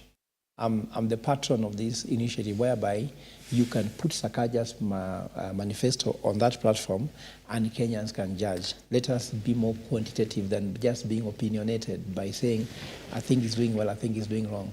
Sakaja said he wants Nairobi to work. This is one thing which has been well marketed, isn't it? What does it mean, Nairobi to work? It means people can go to work, isn't it? It means that the roads are okay. People can go and get health care. And I'm very sad when I hear someone says that Sakaja is investing the 10 billion shillings in health because doctors are on strike. So doctors are on strike, you're telling people are getting free eye care, health care, you're telling people are getting free treatment. It's absurd because doctors are on strike, that's the truth. So if Sakaja was able to help doctors be back to work now when other counties are not working, then Nairobi is working. There's a time when I was actually a consultant with the KCB. So when I was a consultant for KCB, KCB said making the difference. So there's a day when all the ATMs in town were not working. All banks' ATMs are not working. So I told KCB, this is the time to make a difference because you're making a difference when everybody else has failed. So tell me one county in Kenya where doctors are not on strike, then I'll tell you the county that is making a difference. If you're saying you are making Nairobi work, Nairobi should work when others are not working. Because other counties, for example, in my county in Siaya, they say Nyalore, which means inawezekana. So inawezekana might be just that it is a slogan, but in Nairobi, it's making Nairobi work. Is Nairobi working for you in traffic? Is it working for you in garbage? Is it working for you in terms of healthcare and the rest? And then if you go to the last part, I think that the issue about UDA is that Sakaja has not managed the political side of it well. Remember, mark my words, the certificate is not the issue. When the day of inauguration of President William RUTO, Sakaja was welcoming dignitaries. He was in very good books with UDA people. It seems that he was ambitious of some kind. It seems that there are some political things he's not managing within UDA. And I can tell you that what Sakaja lacks is that Sakaja is trying to do a lot of everything, but not focusing on what he can actually do and make a difference. And I can tell you there's what he call one thing, the one thing. If Sakaja chose one thing that he can do so well, it will start being a platform for him to go to do the second thing. Yeah. But trying to do everything, even if you have a plan, without sequencing. And I can tell you, I know how county governments should work. The county government has got one of the biggest problems that it should have. Which one is this? The issue is navigation. Okay. There is nothing like a drainage system. There is no road system that works. Joho's tried to solve one problem if you go to Mombasa, where he was trying to show that those who go to work from Nyali were given some access of the road so that they get, at least people in Nyali love him because of that. What is the one thing that Sakaja can do? And you know, performance equals reputation. Okay. If Sakaja just delivered, people forget about his certificates. So let him not be bogged down by trying to do a degree, trying to fake that he's now having a degree. Let him just focus on delivery, service delivery, according to Human Investor. Fine. That will take him very far. Fine. As we wrap up the conversation surrounding Nairobi City, before we talk about matters fertilizer and the doctor's strike, Mr. Githaiga, yes. I just want to pose one question to you because you are vehemently defending the governor. Yes, indeed. Now, if you proceed from right here, Amboseli, all the way to Kawangware, you'll meet a heap of garbage. Yes. Right here at a place called Msalaba. Now, Nairobi County is not only facing, the issue of, proper drainage. There's the issue of sewerage. There's the issue of, garbage. There seems to be a lot of issues that are facing, local city dwellers are facing. But the governor is sort of, overlooking that. He talked about a city of order and, lazima iwak. But that seems not to be the case. How do you defend such a governor, to be honest? Number one, let me start with the garbage issue and bringing it close to, like you just said, I've been past that road, not once or not twice. And what I want to tell Kenyans, those who live on that road, for Kawangware Road, is that garbage you see at Msalaba belongs to a private company called Takataka. Takataka Garbage Collection Group. It was brought by Azimio at night. No. Listen to me. No interjecting when someone else is speaking. Proceed. So, Takataka has been a group in Kawangware, which started as a self-help group, which moved up to now where it is as a company collecting rubbish from the slum in Kawangware. So that delay has been an issue of the organization and their transporter to transport that garbage, because that is on private land. It is not for the county government of Nairobi. However, what do you mean it is in a private land? It's literally where the roads are. No, what I'm saying, the group, the Takataka self-help group, that group that has that responsibility of collecting the garbage, they get paid to dispose of it. So it is their issue with their tinga-tinga, which has not come to pack those things into the trucks. However, I'm not a county government officer, but I'm sure the environmental people who are supposed to be dealing with that need to look at the health issues around it. But the other thing you have to understand is that Nairobi County has thousands of tons of garbage every day. What the current governor is doing, he's setting up in Dandora, and the discussions and PPP are underway. Because what we have in Dandora is already full. It's already full. The dump site in Dandora, it's already full. So what they do, they keep on recycling and heaping it. So they want to incinerate it to produce energy, waste for energy project. That is what Governor Sakaja is doing. But people will not tell you about that. I just want to ask you one question. You've talked about delay. You've talked about the company that is responsible for that heap of garbage. Mm-hmm. That heap of garbage has been there for months now. But the county government has not acted upon that issue. I mean, those people living there, they cannot even breathe. They cannot even, have access to proper clean air. Brother, this issue of that Takataka has been there for many years. There was no heap of garbage there. Trust me, brother. I have lived in Kawangware. No. He can tell you. That's not being factual. Bro, we're supposed to have a decent discussion. I understand. When you ask me a question, you cannot say it's not factual. It is factual. Because I've been there. I'm the former chairman of National Youth Council in Dagoretti North. Regardless of whether you're chairman, I know this. The fact remains, Mr. Gidaiga, we all pass through this road. Exactly. The heap has not been there. However, that's why I'm saying to you, there is a lot of garbage that group has not transported. They claim it's a weather issue. They claim their trucks broke down. What is the county government doing about it?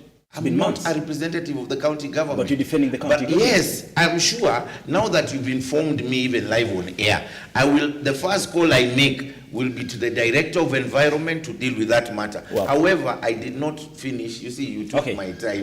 Just a few seconds. However, what I want to point out is this. The county government, the city of order is coming to order. The only thing that people are bitter and complain, like his MP, John Kiari, is that they have interest within UDA. And the only way to sacrifice Sakaja is to finish him through the UDA upcoming elections. And that is why you see Sakaja had to stand and run and say he's running for the UDA elections. Because he knows all this noise that the MP Kiari is making and a few MCAs, all those are targeting. And remember, Governor Sakaja did not see eye to eye with the deputy president from the beginning. So we are not surprised or shocked if the deputy president is against him. But what I want to remind Kenyans, kindly do not look at Sakaja through a tribal element. Sakaja is a competent governor. No. He got there competently through a court process, which he proved himself to be qualified. And let me also say, Mr. Degree man, who is trying to praise degrees. Let me tell you, competency is not valid by the papers you have. There are people with skills. In fact, I want to thank the government of William RUTO.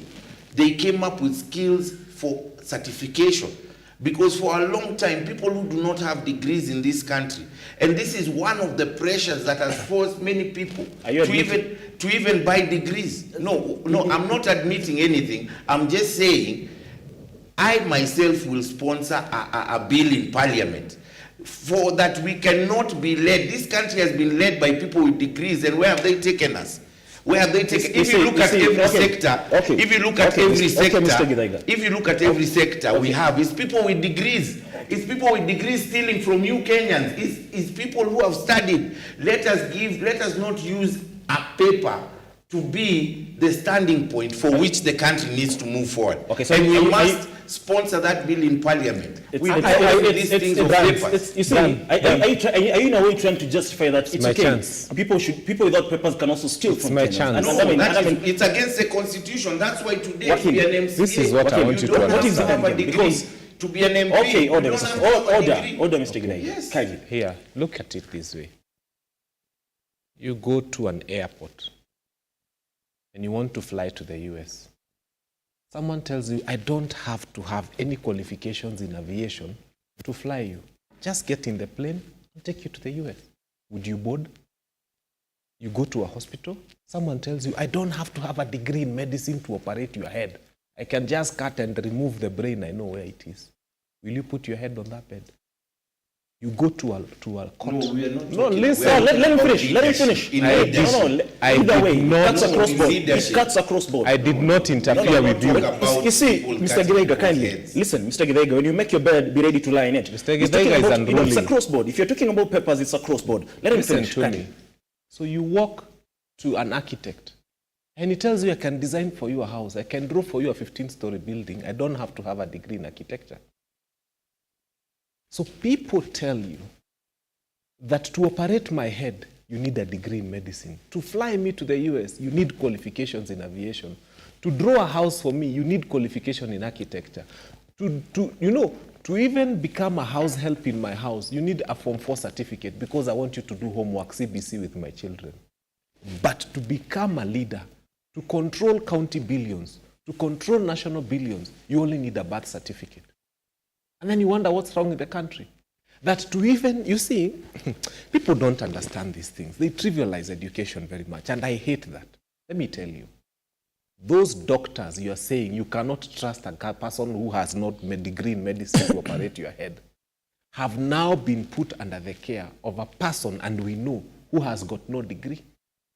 And that's why that person does not appreciate why doctors are asking for more money. In fact, she's wondering why they're asking for more money. And that is why we are where we are. We are there because the people who are supposed to be in charge of those who went to school did not go to school themselves. And they keep saying for leadership, you don't need a degree. And then you put them in charge of a Ministry of Health to take care of people who went to school for at least 7 years to become doctors. And the doctors are on strike. We took 500 million as a nation and dedicated to the office of a woman we never elected, called First Lady. And then we took another 700 million and dedicated it to the office of another woman that we did not elect, the wife of the Deputy President.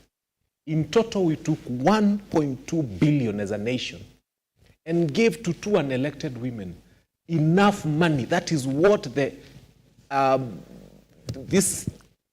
these people who are in internship, that is what the intern doctors wanted. 1.2 billion for them to go back to work. The budget requisite for interns was 1.2 billion for a whole nation. But we felt it comfortable to give 500 million to one lady, that's the wife of the president, and another lady, the wife of the deputy president, we gave 700 million. Total, 1.2 billion. How much do interns want? 1.2 billion. Who is more important to Kenya? 2 ladies that we never voted for. Let me ask Kenyans, and this is a challenge to every other Kenyan seated at home.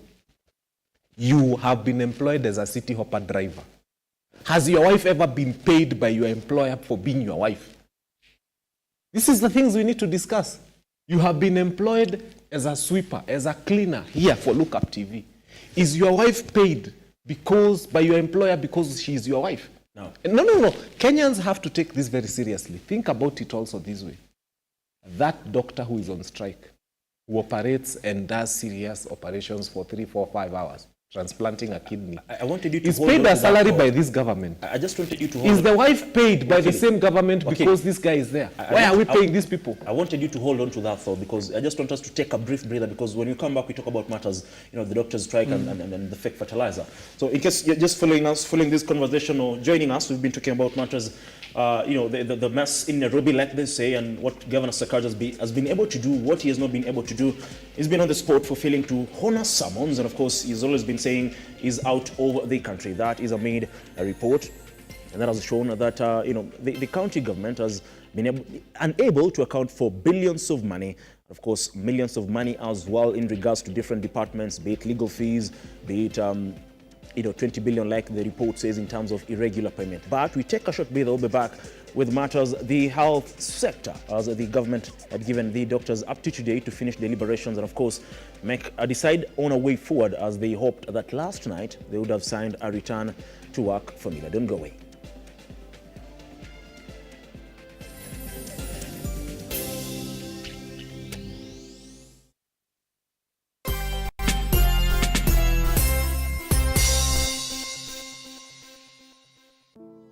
Save a Life is a non-profit organization that has taken the front line in transforming lives in the entire country. So far, we have transformed life of over 100,000 people through our programs, which include medical support, youth empowerment, street family program, feeding program, and climate change. Join us today as we transform lives. As we always say, service to humanity is service to God. Save a life, transforming lives.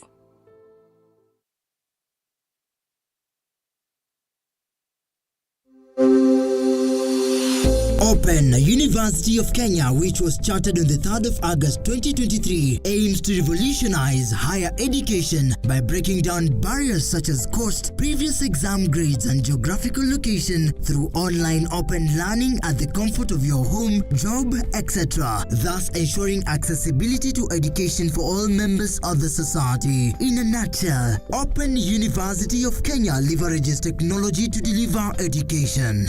Open University has brought a new dawn in the Kenya education system, where learners are able to access education in a flexible, affordable, and all-inclusive. Intakes ongoing for May and September. For more information, call us on 0202000211 or 0202000212 or email us at info@ouk.ac.ke. Open University of Kenya, an innovative university for inclusive prosperity.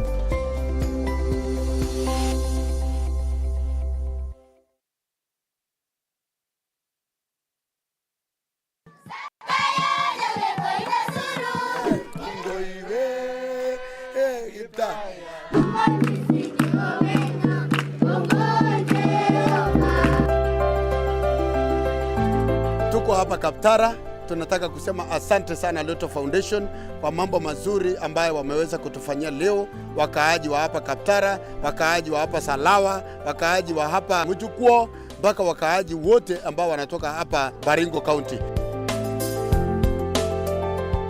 Naambia RUTO Foundation asante kwa kazi nzuri wanayofanya. Mungu awabariki.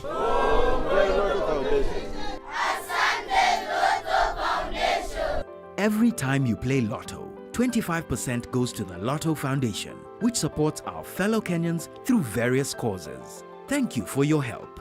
Together, we are changing lives.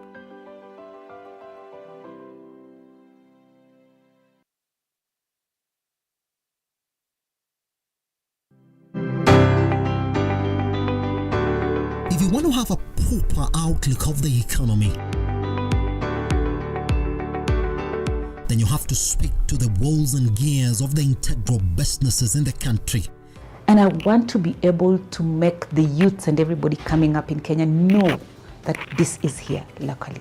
Men and women in the thick of the bust of markets rising and falling, fighting to make their business decisions stick. I've always lived in my career that I can never be late. You need to train by yourself. You need to practice by yourself. Then from there you can compose yourself and give kind of services like this. On season 2 of the Captain's Arena, we seek the inside of the minds, predict the shift in the markets, get inspiration to start and make sense of it all.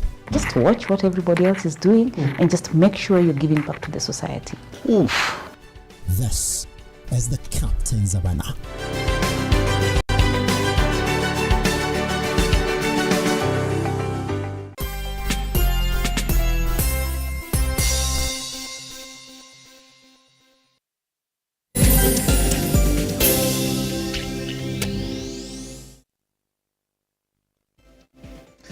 Well, a very good morning to you yet again. In case you're joining us, you're just in time for the big conversation, and we're just about to check about matters, what is happening in the health sector as well as matters agriculture. Now, but I beg we begin with matters health, and I just want to begin with you, Wakili, because you're talking about it. Now, there seems to be some sort of a blame game because the government on one side is accusing the KMPDU, and KMPDU on the other side is accusing the government. At some point in time, KMPDU accused last month, because the strike enters day 42 today. KMPDU accused the national government of walking away from the talks. Now, yesterday, the government accuses KMPDU of not showing up for the talks. They give the doctors up to today to finish their deliberations, and they hope that they will be able to sign the return to work formula. The reason I'm saying there's accusations and counter accusations. The government says 96% of the issues have been tackled, but with KMPDU that is not the case. Now, who is fooling who? Isn't there a conversation to add MPs 14% salary increment? When are we ever going to hear politicians have gone on strike because they've not been paid? Because if such a day is going to come, then we can have a conversation about doctors. When a governor tells you Nairobi is collecting 19 billion in own source revenue, out of the about 4.5 billion that doctors want, how much is for Nairobi? Probably 500 million. If these people were serious about the lives of Kenyans, doctors would not be having a conversation with doctors.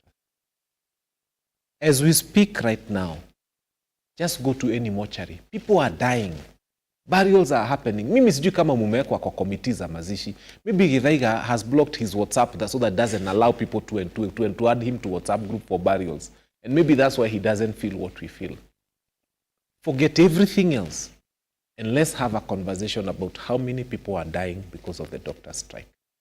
And that tells you that we have an insensitive government.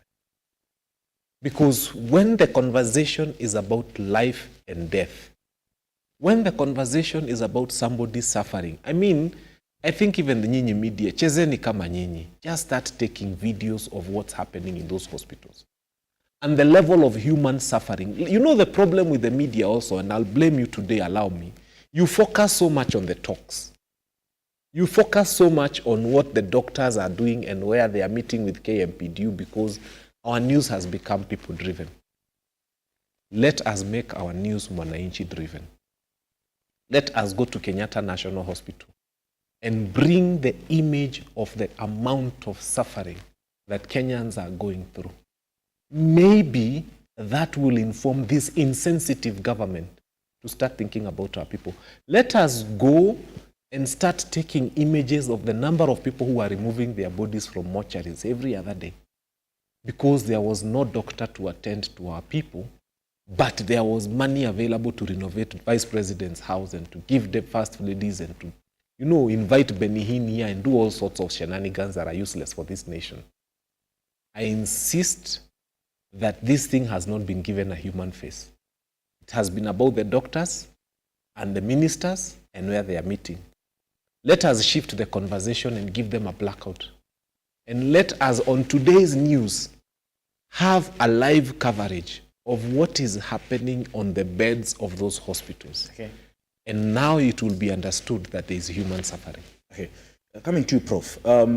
Is the government being insincere? Because it's true, like Wakili has alluded to, the funds allocated to the office of the First Lady and the Second Lady amounts to at least around 102 billion shillings. But the President last week during the third annual wage bill conference said, if you are sympathizing with the doctors, pay them if you have the money. We don't have the money. I mean, is it a case of misplaced priorities, really? Yeah, I always said that the problem in Kenya is not the issue of revenue, because we have enough revenue. And I want to disclose something here which is very close to my heart. The government collects at least 9 billion shillings, and now we're having 4 billion shillings in a daily basis going into corruption. Doctors are looking for 1.2 billion shillings. In fact, any intelligent person can tell you where the money is. I like my brother here, Fanyamambo. He has already given you where the money is. He's saying, where is the money? We can show you where that money is. It's going to the wrong places. So the issue of misplaced priority is key. But let me give you two new revelations. One, have you heard that to procure the new social insurance system will cost the taxpayers' money 5 billion shillings to procure the system? We have an NHIF system working, but we are procuring another system. Do you know what's going to happen? The internal organs of the NHIF system is the same. They are going just to rename that system called SHIF, but they're going to pretend they are procuring a new system. It's like, for example, what's happening in number plates. I even want to take a petition. For example, changing on number plates is that you take your number plate, then you pay the government 6,050, and they are going to use the same aluminium plate which you gave them to give you another plate which you didn't ask for. They are asking you to do by force. When you had already bought your own number plate, where is the 3,050 shillings going to? Is it not a government that has come to scam its own citizens? I can tell you, Kenya Kwanza hate Kenyans. I can tell you this. William Ruto, not even Kenya Kwanza, William Ruto hate Kenyans. Why do that? If I take your shoes, then I just change the color, or I just add the shoelace, then charge you even more than you used to buy that shoe. Am I not stealing from you? So now the NHIF system is being replaced with another system for SHIF at a cost of 7 billion Kenya shillings. It's there. At the same time, they are going to use 7 billion shillings to sensitize people to use that system. That is 12 billion shillings. Doctors cannot be paid. Talk of a scam government. Talk about a government that has no interest of citizens here.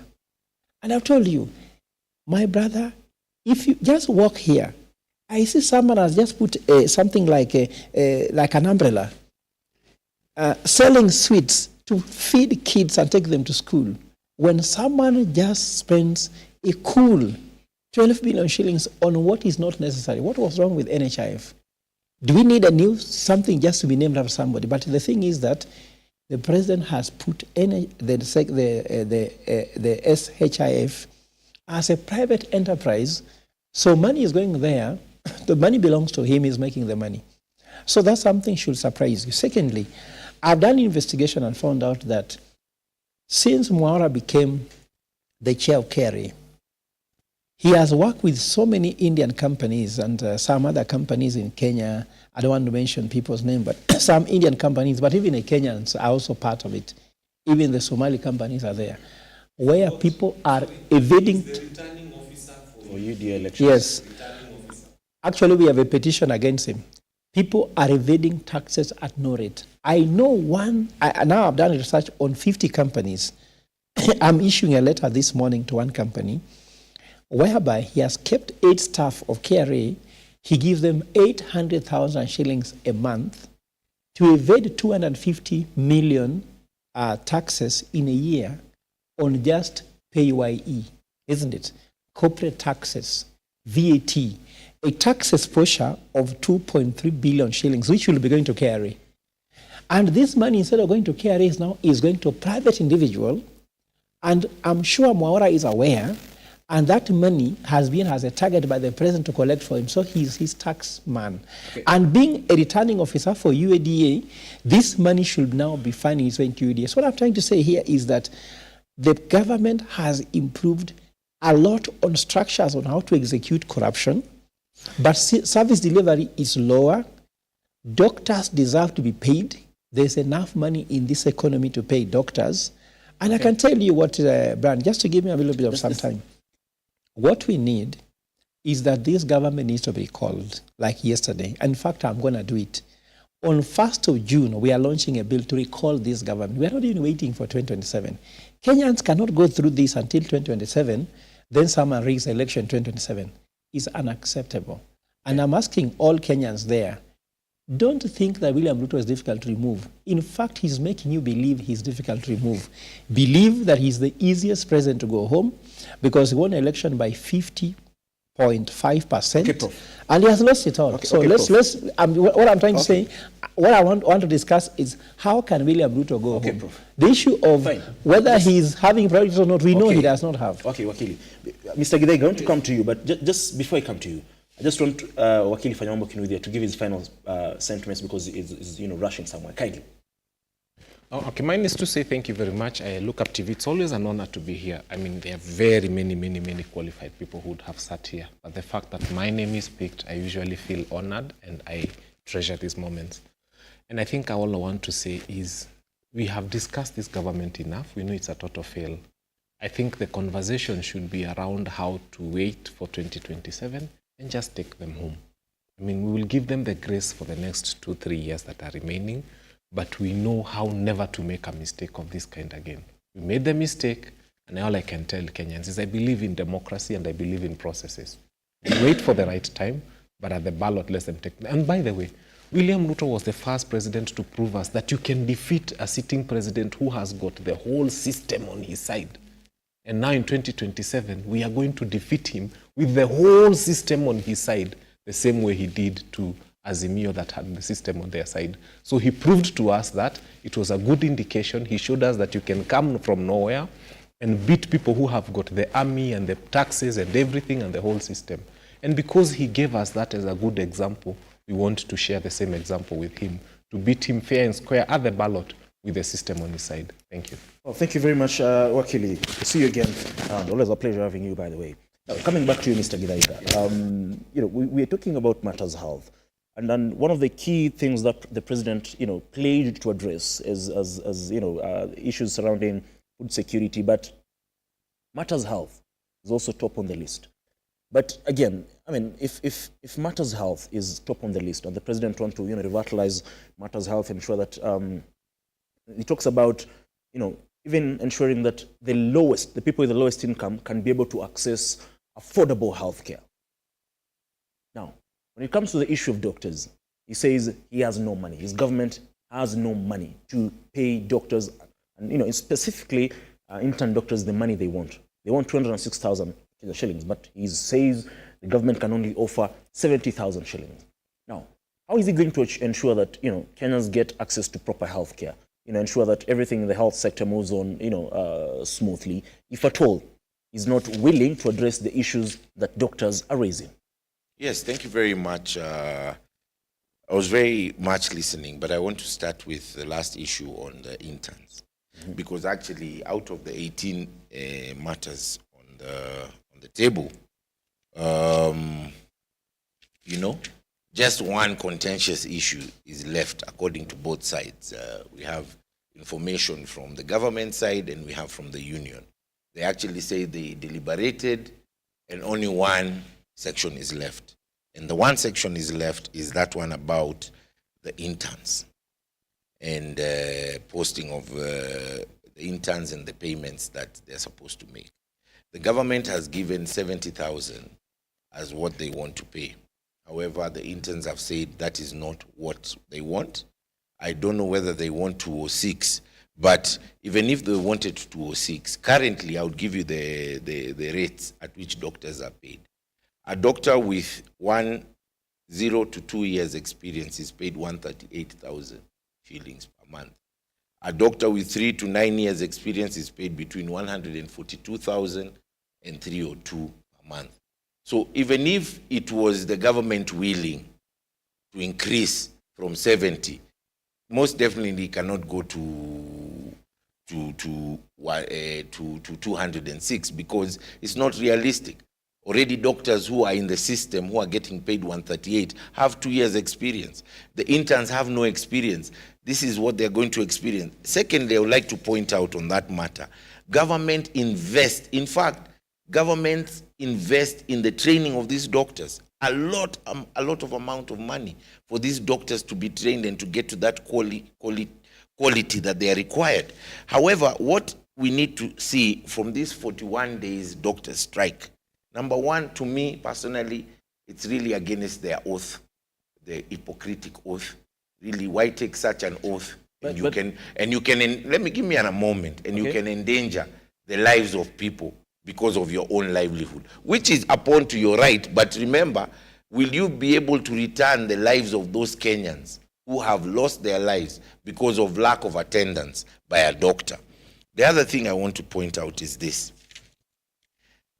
There's supposed to be a vote that is taking place at the union. There are 36 members in that union. They need 75%. They need 75%. Kindly, please, stop wasting Kenyans' times and stop playing with the lives of Kenyans' doctors. Vote so that you can get back to work. And since the government has agreed to 90% of the issues that were on the table, kindly let's have a continuous deliberation on the issues of interns. But you doctors who have already agreed, because the interns is another issue, the doctors who have already agreed with government, kindly go back to work and save lives and ensure that the system is in place. The other point I want to bring. Just on that, you've talked about, I want to just set the record straight. The issue of the pay of interns. All this is not just, something that they just woke up and decided they want this. This is something in the 2017 collective bargaining agreement. Yes, CBA. This is something that the government agreed to. Yes. Now, it's upon the same government to honor those agreements that they had. You understand? But they didn't agree to 200,000. And this is the CBA 2017 CBA. Number two. Government had agreed to Number two, Mr. Gidaiga. Yes. You've talked about 96% of the issues, having already addressed. That is according to the government. According to KMPDU, that is not the case. No, KPDMU are the ones who have given that leakage. That is the government. No, I'm saying KPDMU as per yesterday that is according to the government. A union insider. No, I'm telling you, a union insider has said the only thing that KPDMU is challenging the government is the issue of interns. Let me explain this, Brian. I set up an Institute of Healthcare. I was actually in the Institute of Healthcare Management in Strathmore Business School. I know the healthcare system to the core. In fact, most doctors in this country, I've trained them, including those leaders of KPMDU, KMA, Kenya Health Federation, name them, all of them. I know them, they know me. And we know what is ailing healthcare. And I want to just give Mr. Gidaiga a simple example. If you're a man and you're being told, we have paid you, you just go home, but there's no house help, isn't it? Do you know that the underbelly of healthcare sits in the interns? Do you know, Brian, I'm sure the day you are with your wife at home and your house help has been given an off, you can imagine how that day looks like. Let us start giving really credence to these people we take for granted. The essential service providers. This has been stated very clearly. Politicians are non-essential service providers, like the MCAs. We can breathe and live without them.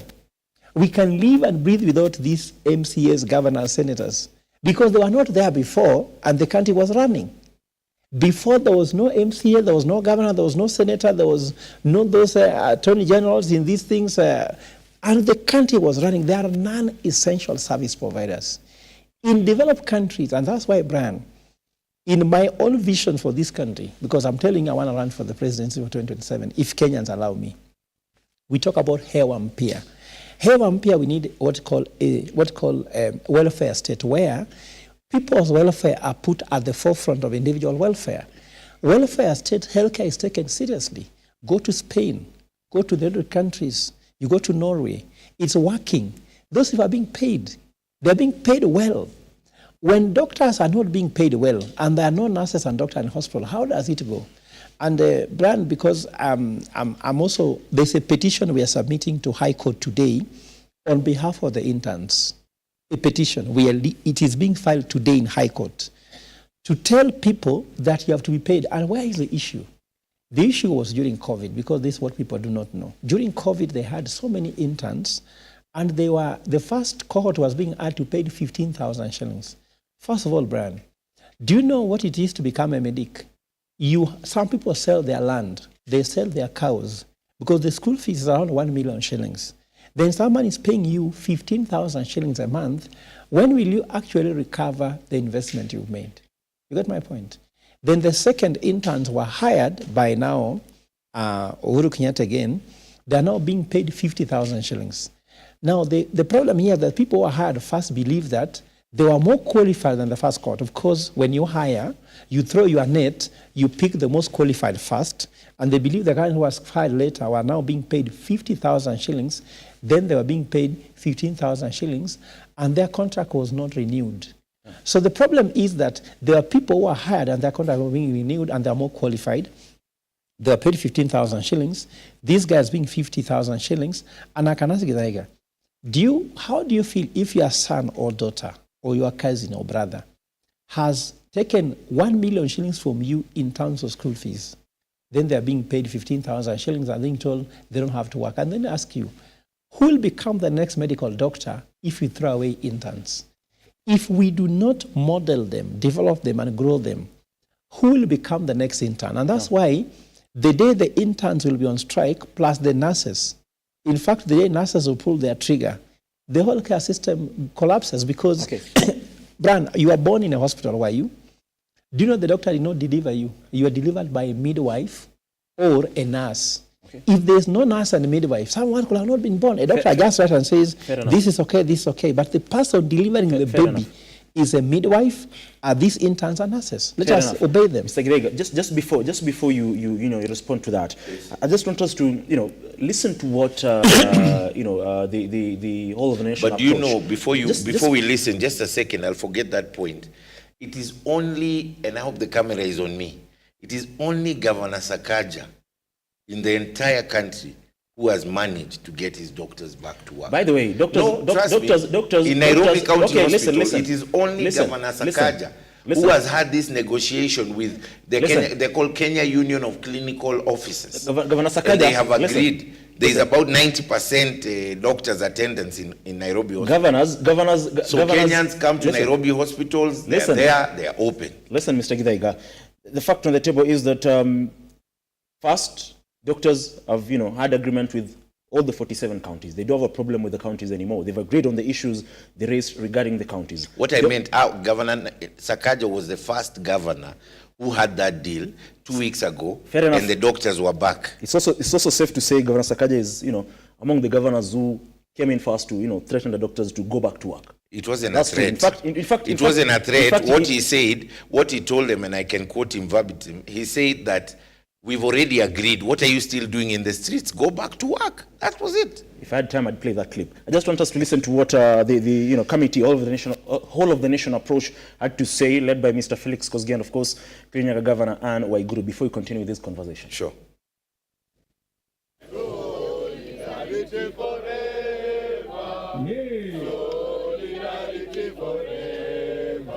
The push and pull between doctors and the government continues to take new heights as the two fail once again to agree fully on the doctors' concerns. Talks after talks have been the order of the day, all in attempt to get to the bottom line of the stalemate and have the doctors return to work.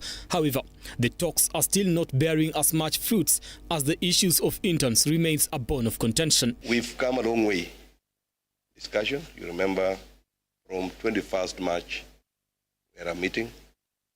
On 27th March, we had a meeting. And the latest meeting that we had was yesterday, where we had candid discussions, and we had largely agreed on almost all the issues except one. All the issues, in fact, the issues that were concerning the counties were cleared 100%. The issues that concerned national government were all cleared except one, the issue of payment of interns. And we all agreed, and even we initialed the draft document.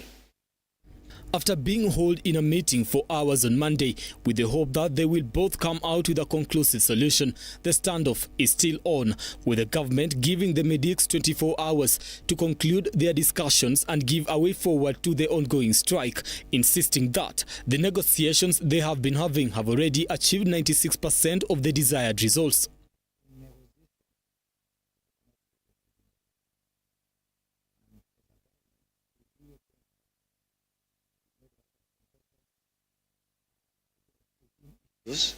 We have got one issue.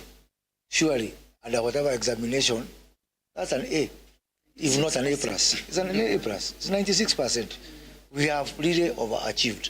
And I'm really hopeful that tomorrow the union will do the rightful thing, not for the interest of ourselves as government or doctors, but for the interest of all Kenyans. And once they are done, we were expecting that they will be done by 2. Unfortunately, the meeting seems to be taking long. But as we've all agreed that we will reconvene tomorrow for the final signing, and we're looking forward to the strike being called off. Speaking at the KICC after a day-long waiting period for the Doctors' Union officials to sign a return-to-work agreement, Head of Public Service Felix Koskei has said the government side had agreed to postpone the signing that was slated for today to tomorrow, even as some of the members in the committee felt the doctors were taking too much time to come to the table.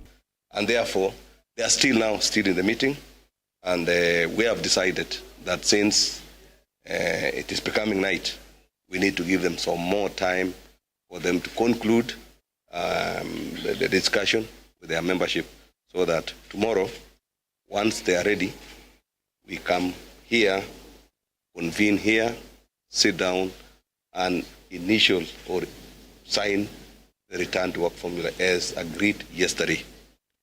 It is just an issue of time. But even as they do this, we want to commit to them that the issues that we did discuss yesterday were not just words that were spoken, we meant them. A return to work formula drafted by representatives of both sides is now a subject of discussion by the Doctors' Union, as it is understood that they are taking a vote on whether to call off the strike or suspend it. Sunday night, a meeting at Harambee House at the office of the Head of Public Service went into midnight, with the union and the government ironing out contentious issues in the return to work document. The intern question is a bone of contention, but why? The doctors are opposed to the government's move to slash the interns' remuneration from over 200,000 to 70,000 Kenya shillings, with the government insisting that the money interns are paid is too much. Brian Amuai, Lookuptv, Nairobi. Well, Mr. Gidaiga, I think you've heard it there. It's the 96% comes from the government, but according to the KMPDU, there's still a few issues that are yet to be decided. Of course, the posting of interns, there's the employment of doctors, and the issue of medical insurance. You see, for them even to have reached a point of vote, yeah, it's at the final stages. So it shows you clearly that a high percentage of the matters, the 18 issues that were developed through these 41 days of discussion, have almost been executed or completed. So, but the other thing I want to point out is this. This government is very much committed. If you see the kind of leadership from Felix Koskei, the Head of Public Service, to the Minister in charge of Public Service, to the Minister in charge of Health, the entire government, the core of the government, and going by the directive of the President over the weekend or before when he came back from, was it Ghana? Giving a directive that these matters have to be resolved.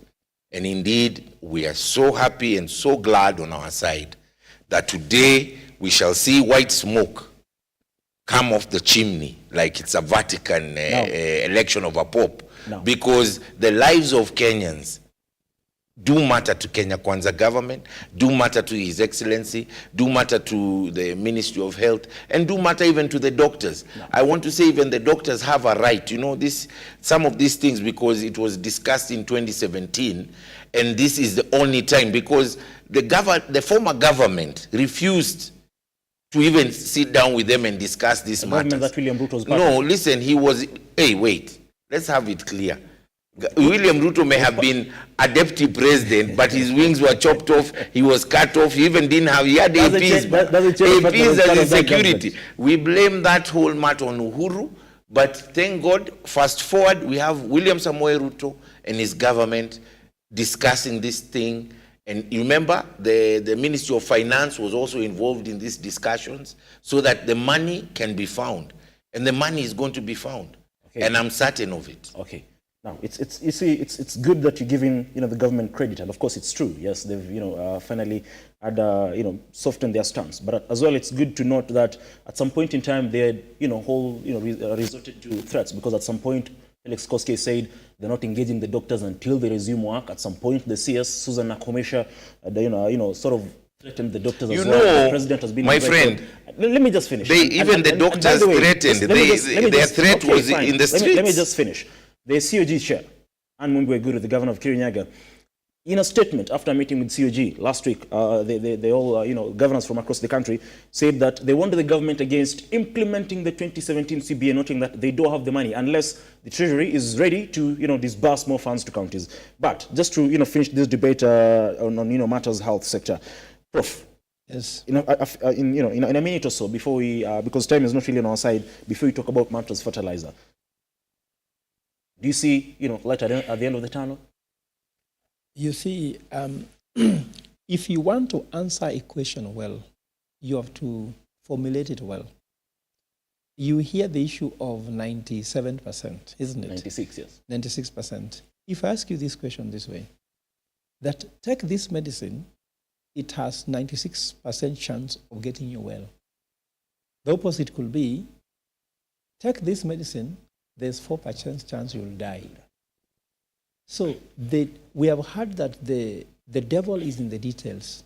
And this 6% is so important that we cannot move with it. In fact, I was telling doctors, one reason why doctors strike after Dr. Tias has failed, they are always given something, then they run away with it before they get the main thing.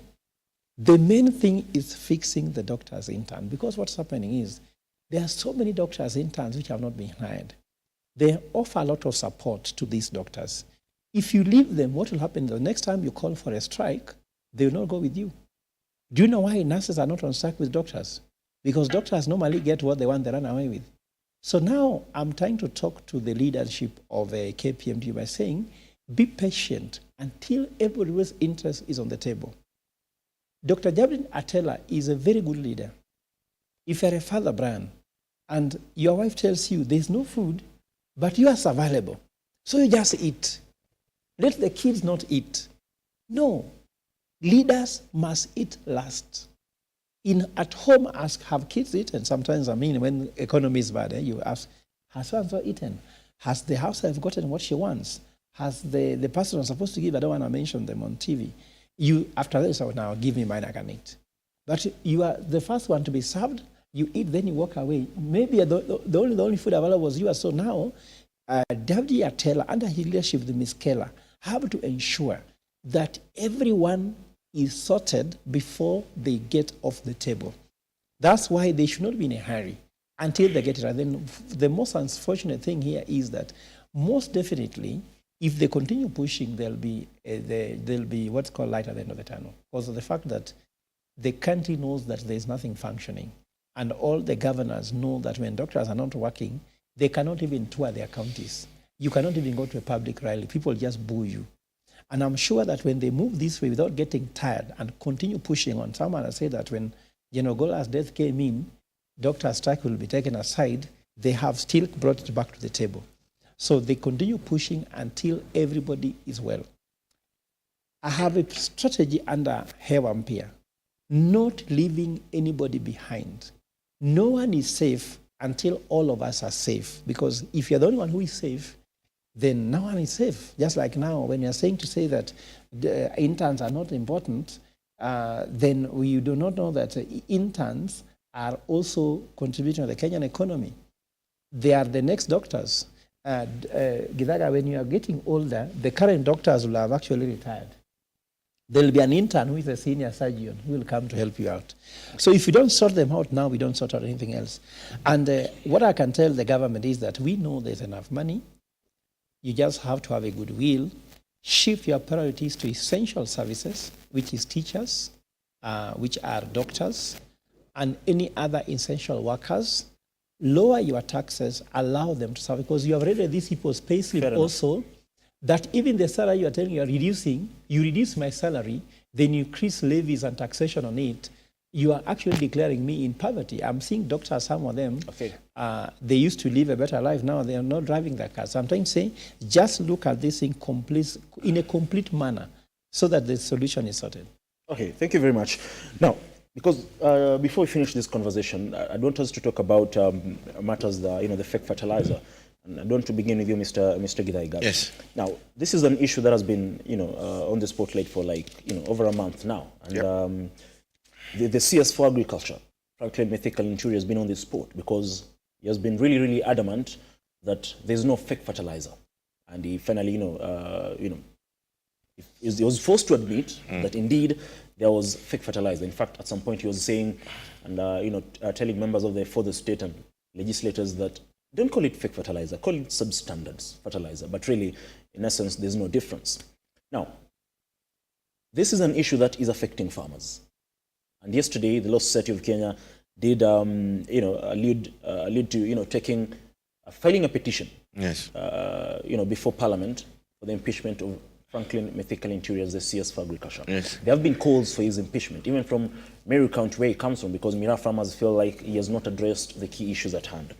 Now, I want to pose one question to you. The president talked about the farmers who bought fake fertilizer being compensated. Yes. But that has not been the case. Now, one of the issues that LSK raised is compensation of farmers. Why have farmers not been compensated despite a directive by the president that they be compensated? Because we cannot wait further. This is the planting season, really. Definitely. First of all, I begin this by reiterating the points that I've been making here on every time I've appeared on this show. And I'm glad that it's coming out even in the media. So Kenya Kwanza government is got a strategy, and I said it here, strategic plan for fighting against corruption. And you should give it to them, because rather than fighting like the way former president was fighting, using the media, talking about 2 billion a day, a lot of publicity, but really look at the hole we are in today. Not much fight against corruption was done during the last regime. However, I want to point out on the anti-corruption strategy that the Kenya Kwanza government, or the government of Kenya, has put in place. Just recently, there was a meeting held by the PCS, Prime Cabinet Secretary, with all the PSs.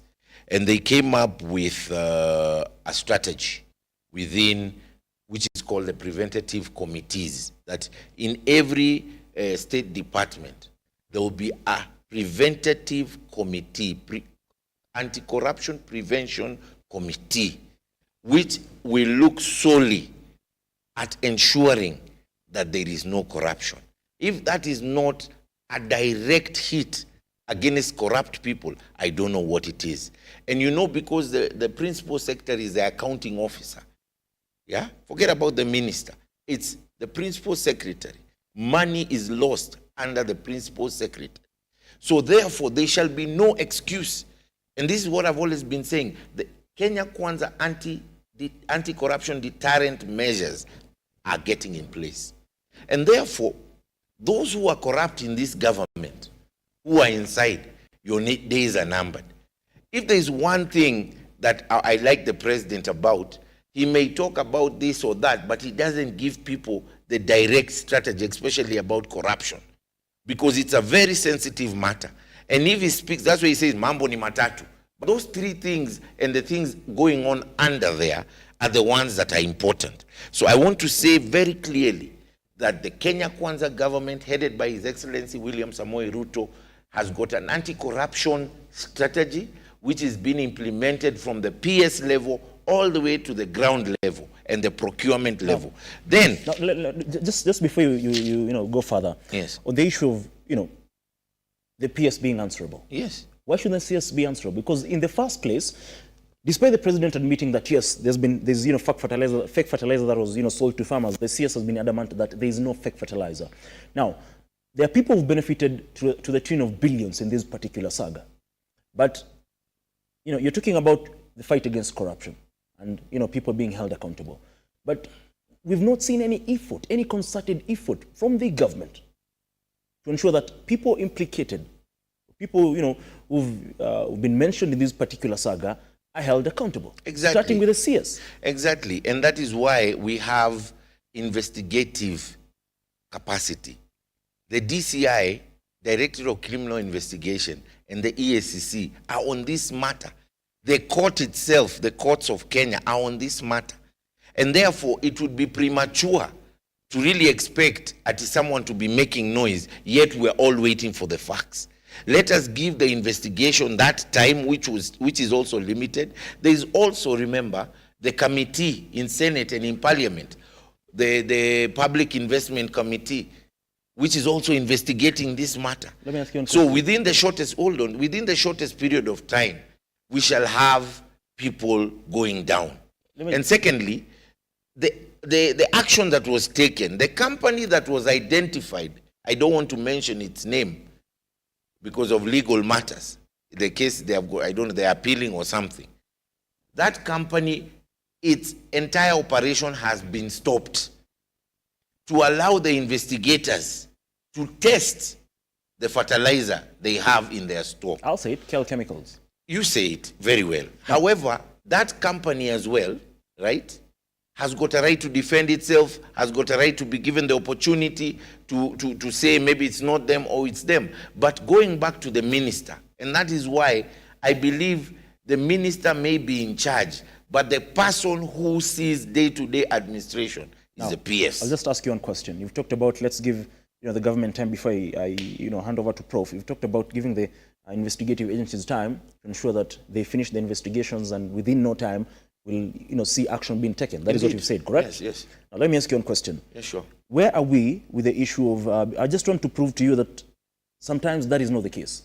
Do you remember the scandal within KEMSA, the mosquito nets? The president said people were sent packing. The president said investigations will be undertaken and people will be held accountable. Indeed. How many months later? There's nothing. Brother, let me tell you something. Well, let's just be honest. How many months later? Let's be honest, yeah? There's challenges, of course. There are challenges within our investigative arms. There are challenges within the long court processes.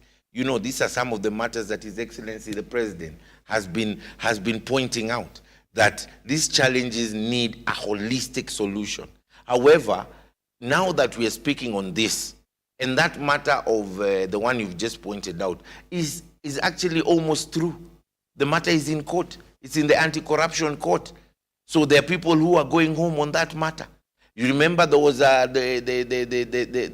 reshuffle, and some people were removed from their position in government, if you remember very well.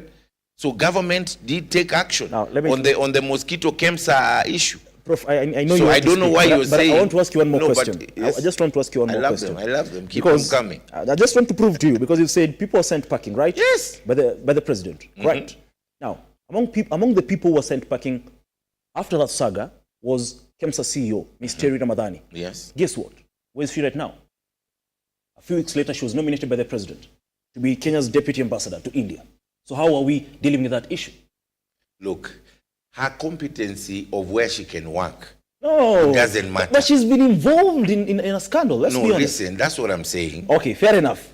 I just wanted to ask you. That was on a different matter. It doesn't matter. Yes. It involves around, revolves around draft. Prof, what do you make of it? Because Kel Chemicals Chief Operating Officer, Mr. Patel, appeared before the committee last week, Parliamentary Committee on Agriculture. And we all know Kel Chemicals was closed down. The CS visited that particular plant and it was closed down. But what stood out is that the Chief Operating Officer admitted, and he said before the committee, that he implicated, by the way, people from the office of the president, senior officials implicated the management of KEBS and the management of National Cereals and Produce Board. But he says they were in a meeting before he was arrested, because he was released later on. He was arrested after a meeting that he was in with the CS and the KEBS managing director Esther Ngari. The meeting ended prematurely and he was arrested. He was not told why he was being arrested. Cal Chemicals has been closed down. Now, question is, with the revelations that the saga involves people from the office of the president, like he says, KEBS and NCPB.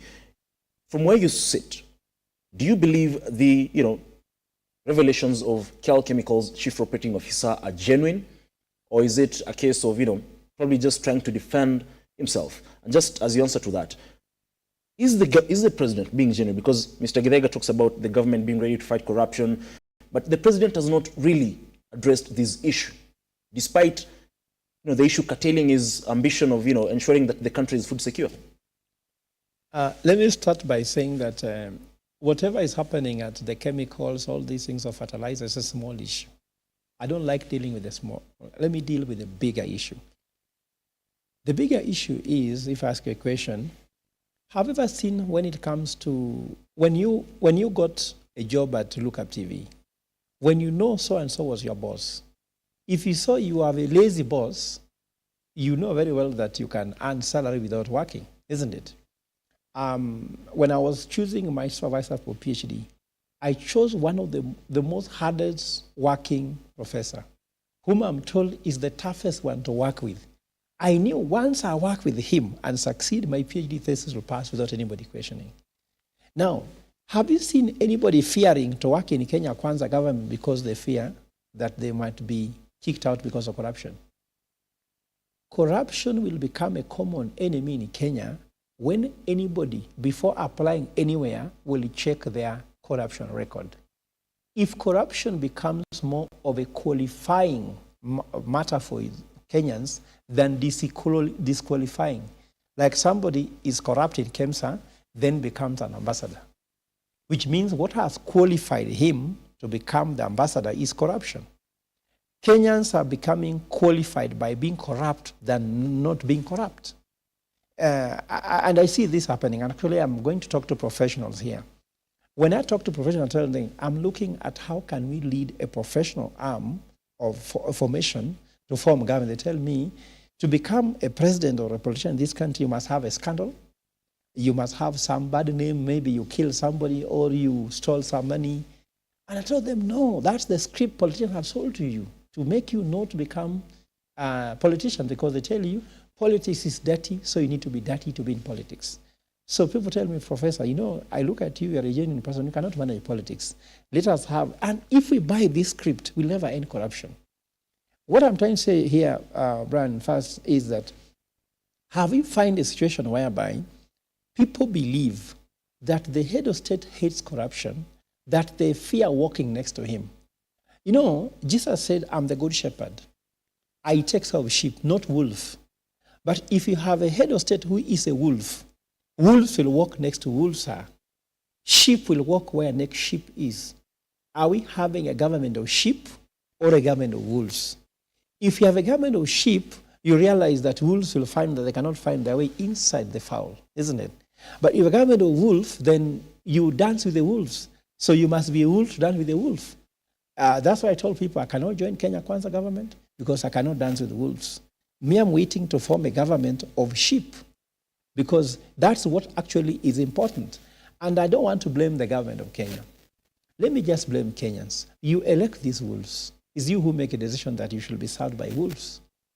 Can you imagine we are a nation of sheep, but we are ruled by wolves? Who chooses the wolf? The sheep. How can a sheep vote for a wolf to be in charge of them? Jesus said, I'm the good shepherd. A good shepherd is the person who knows the sheep, and the sheep knows the shepherd. So according to me, if I'm head of state, and I can tell William Ruto, if you like, you can take this script. Call all your cabinet members in the cabinet committee and tell them, from today, I do not want you to make for me money. So if you make money, make for yourself. And if you make for yourself, pay the price. Corruption will end. Let's forget about the issue of setting up department committees, I don't know, inside what. We have so many independent institutional bodies like Ethics and Anti-Corruption Commission. Even if you put Mother Teresa there, because there's a bishop in charge there, how can a bishop be chairing a commission that does not deliver anything? People thought that if you put a bishop to work, these are all scams we are being told by government that we are now removing just individual people, just doing people and putting bishops. So Bukala was there. What was done? Now there's another bishop there. You pick a bishop you know you're going to work with. So according to me, we have never hated corruption from bottom to up or up bottom. Kenyans elect the wolf. Now I go to my village in Siaya and I tell people, I can lead you well to prosperity. They'll tell me, Professor, do you have money? So where do I get the money? I must steal the money, isn't it? But once I get the money through difficult, strange ways to earn that money, when I rule, I steal your money. Why don't Kenyans hate corruption by how they vote, not by how they talk? And let the leaders tell us clearly that corruption is the main problem. And I can tell you, corruption has a negative impact in the end to your life. So if you hate corruption, your life will be better. Gentlemen, because we're running out of time, I just want to begin with you, Mr. Githega. I'll give you just a couple of minutes to give us your parting shot. Yes, thank you very much, Kenyans. I would like to talk to you and tell you that the Kenya Kwanza government, led by His Excellency William Samoei Ruto, has done quite enormously well this time round compared to the previous governments. When we look at the cost of living, he has done so much on cost of living. Right now, we are buying unga at the prices that they were before 2 years ago, and it shows signs of dropping. Right now, we are also buying fuel at a much cheaper price. I think the fuel has lowered in the last 2 months with 23 shillings. This is amazing. I mean, we're talking about the dollar, which was at 165.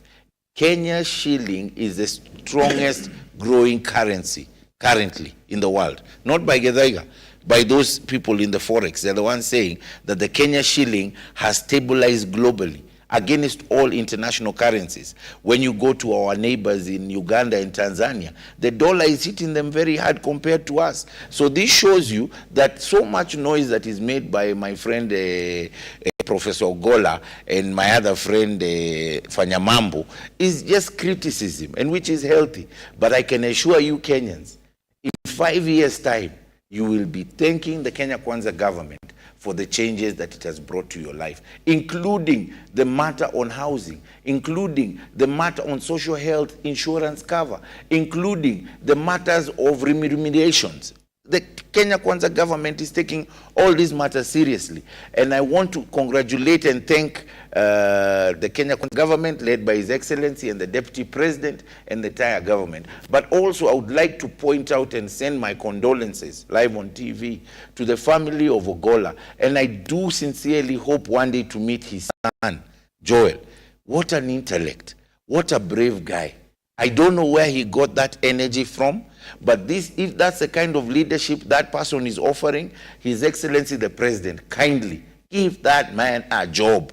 I'm sure he'll be able to do great service to Kenya and the nation. Thank you very much. Prof. Mine is to tell you, dear Kenyans, that we need to ask the right questions so that you can get the right answer. And also we have to know what question is always asked on the ballot. The question has never been whether you want so-and-so to be your president, to be your governor, or whatever. The question can be, can you trust that person?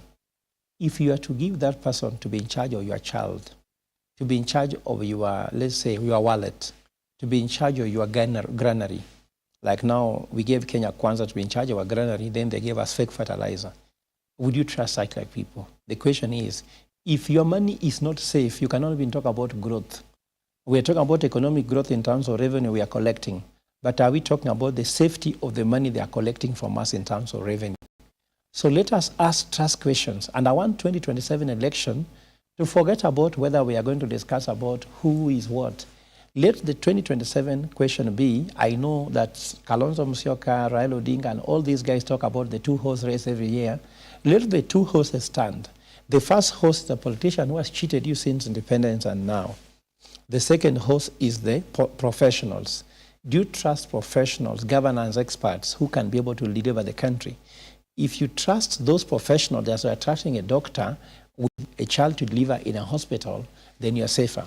But if you're just trusting somebody because they have more money they have given you, you'll suffer because they give you with a spoon and they take back with a spade. And when they take back with a spade, the negative effect is there. So they leave you worse off than they found you. Every government we elect leaves us worse off than they left you.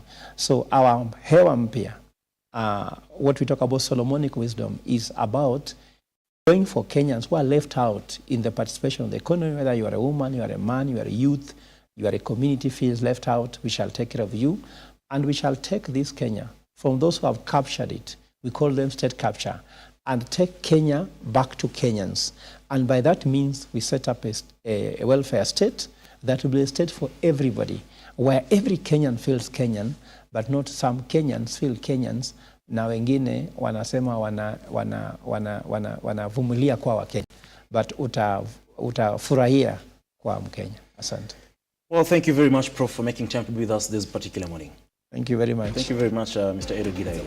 It was a pleasure having you two guys. Sure. Well, that was all that we had for you this particular morning, and it's true, Mr. Gidaiga said the Kenyan shilling is currently rated as one of the best performing currencies in the world, but it is worth noting that it has started again to lose value because it is currently trading at around 134 shillings. It was at 127 shillings last week. Now, among the stories that we'll be following up for you today includes the doctors' stalemate as they engage with the government today in regards to the remaining issues, which include the issue of doctor interns who are supposed to be posted. The KMPD insists that it should be 206,000 in terms of remuneration. The government says it will be, or they're ready to offer only 70,000 Kenya shillings. That, of course, among many other issues that are happening in the country, as well as the issue of fake fertilizer. Do have yourself a wonderful day. Do enjoy the rest of our programming. And like always, God bless. Thank you very much.